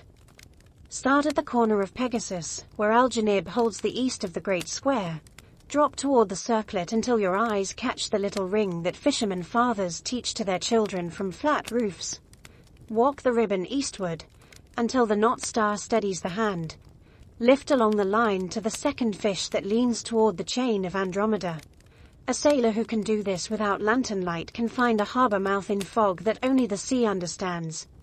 A farmer who can do it from a field path can tell a daughter how to read the sky when spring is talking in the ditch and the frogs return to their small drums. Ancient memory threads other names through these stars. Babylonian scribes pressed images of two fishes tied by a cord into wet clay, and wrote that the figure belonged to a goddess of heaven and to a power that governs deep water. The great swallow flew in the same region in those first atlases of the night. Traders sailed west with tablets and weights and stories complete with river smell. Greek mouths recited new episodes because they had hills instead of endless flats, and a storm god with a different temper. The outline did not change. Tellers kept the cord and the pair. They kept the sense that escape can be a sacred act, and that gratitude earns a place in the sky. Later, Romans followed the ecliptic through the same tract, and stamped the fishes into mosaics that still shine under museum lamps when rain sits on city glass. Pisces held a point that mattered even to men who preferred numbers to songs. The vernal equinox, the place where the sun's path crosses the celestial equator on its way north, slid by slow degrees into this constellation, in the age when scholars kept comparing old measurements to new ones, and writing surprise notes in margins. The first point of Aries remained a name on paper long after the thing itself had drifted westward across the line into the fishes. The sky forgives such stubbornness. Sailors and priests and calendar men quietly adjusted their practice. The equinox rose under the fishes. Spring began when the sun reached this invisible crossing. Children still learned to find the North Star in winter, and to watch the way dawn moved along rooftops until that day came. A constellation earned a season by the simple fact of where the sun walked against it. Starkeepers gave Pisces details that reward long nights. Beta Pisceum sits at the mouth of a fish with a name that says so outright. Fum al-Samakar, mouth of the fish. Eta Pisceum holds a title that wandered across centuries like a coin passed from palm to palm. Alferg to some tellers. Kulat Nunu to others. A word that remembers buckets and cords, and the tools of drawing water. Between these points and many fainter ones lies a galaxy that a careful eye can tease out under mountain air. Messier 74, a pale spiral that answers a small telescope with a sway of starlight so soft it makes the brain go quiet. The fact does not alter the story becomes larger because the sight is true. The fishes carry a river of worlds behind them, and still keep the knot in view. The season of these stars lives in the last stretch of winter. Streets shine after rain. Roof edges drip all afternoon. Nets hang from courtyard lines and dry in thin Sunday. Fishermen sit with awls and waxed thread and close a tear while the children watch and do not speak for once. On an open beach, men slide a hull down logs while the tide thinks its way inward. They pause to look up and find the circlet, then the knot, then the eastern fish. And they nod as if someone had just confirmed the time. In markets, the fish stalls carry sardines with silver flanks and small eels, something like ropes that forgot their stiffness. Women buy salt. Boys carry baskets. The light lasts one finger longer than it did last week. A city feels the world lean toward warmth, while the fishes look down with their ribbon stretched tight from mouth to mouth. Poets told the story cleanly, because the image asks for no polish. A woman and a child faced a monster, and chose the river together. They made sure they would not lose each other in fast water. Help came from the element they trusted. The help left no name, and asked for no shrine. The gift to the sky was the picture of that act, so that no one could claim to have forgotten it. Later centuries add layers to any tale. This one resists even as it accepts offerings. A temple in Ascalon held a goddess with a fish body and a woman's face. Fishermen in Syria spoke a rule about leaving one kind of fish in peace. Greek husbands set tiny bronze fishes on household altars when a child was born and thanked the river for opening the year. The core remains. Two bodies move through danger with a cord between them and emerge with breath to spare. The heavens hold them in that posture. The knot bears a name. The ribbon carries light.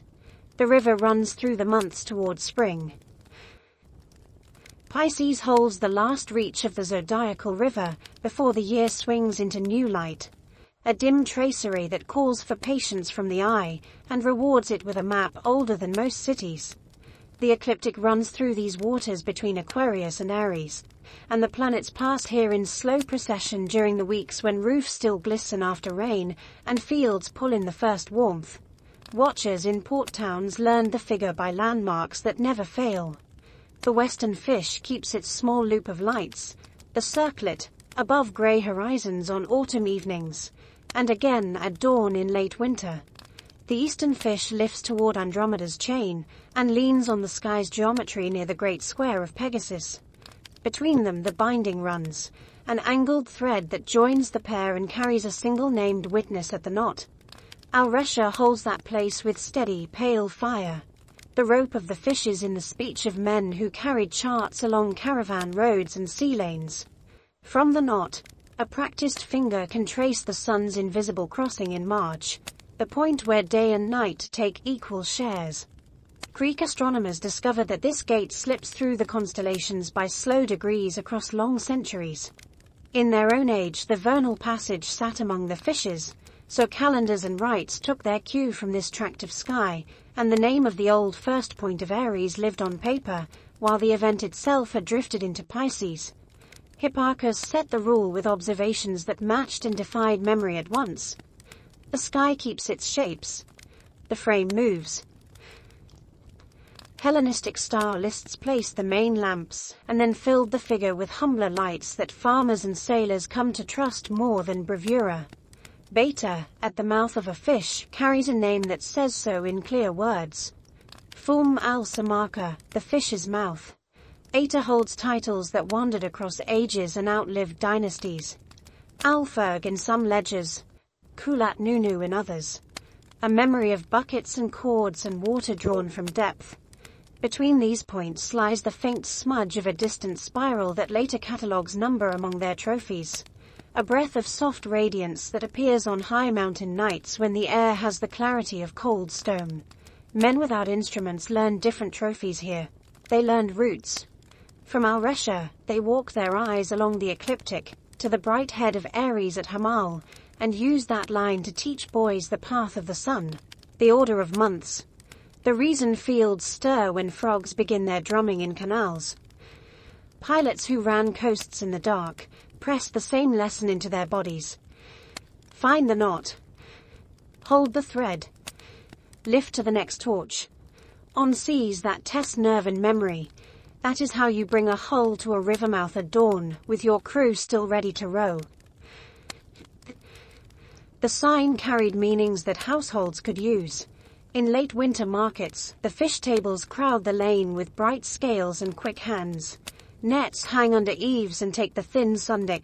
Boys thread new cord through cork floats, while elders talk about tides and the luck of the week.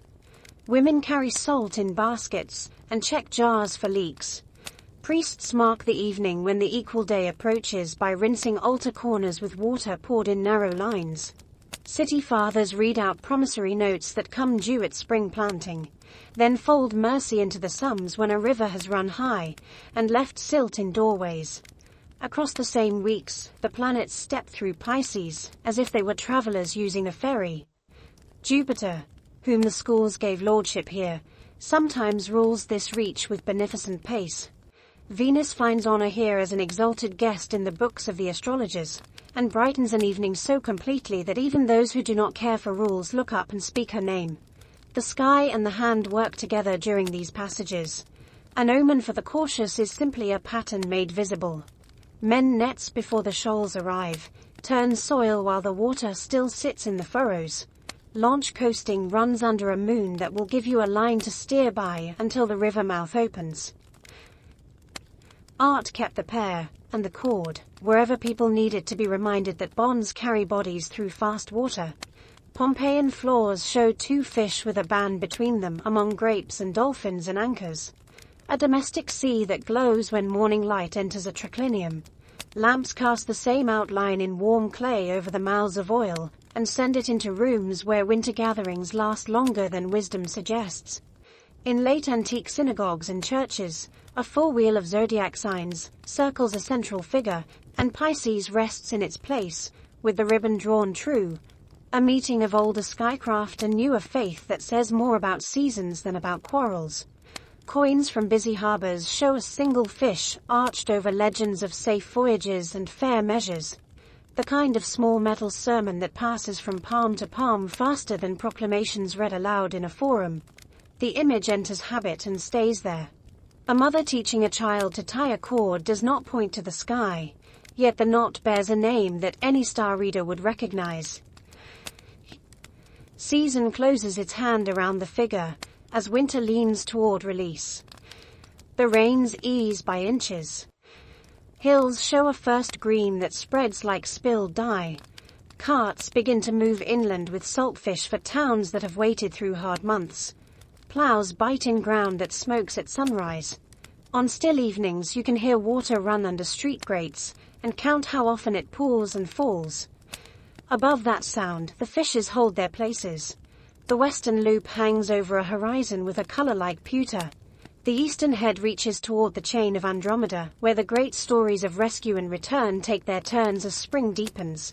Between the two bodies, the line stays drawn. Our Resha keeps the knot.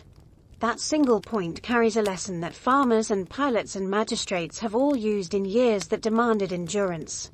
Tie the lives that must not be separated. Keep the thread visible. Move with the current when the bank gives way, and climb out together when the bend allows it. When the sun finally steps through the vernal gate and day outgrows night, the two fishes drift a little lower each evening and cede the ceiling to the ram who has waited beyond the line. The river still runs under the story. The cord still holds.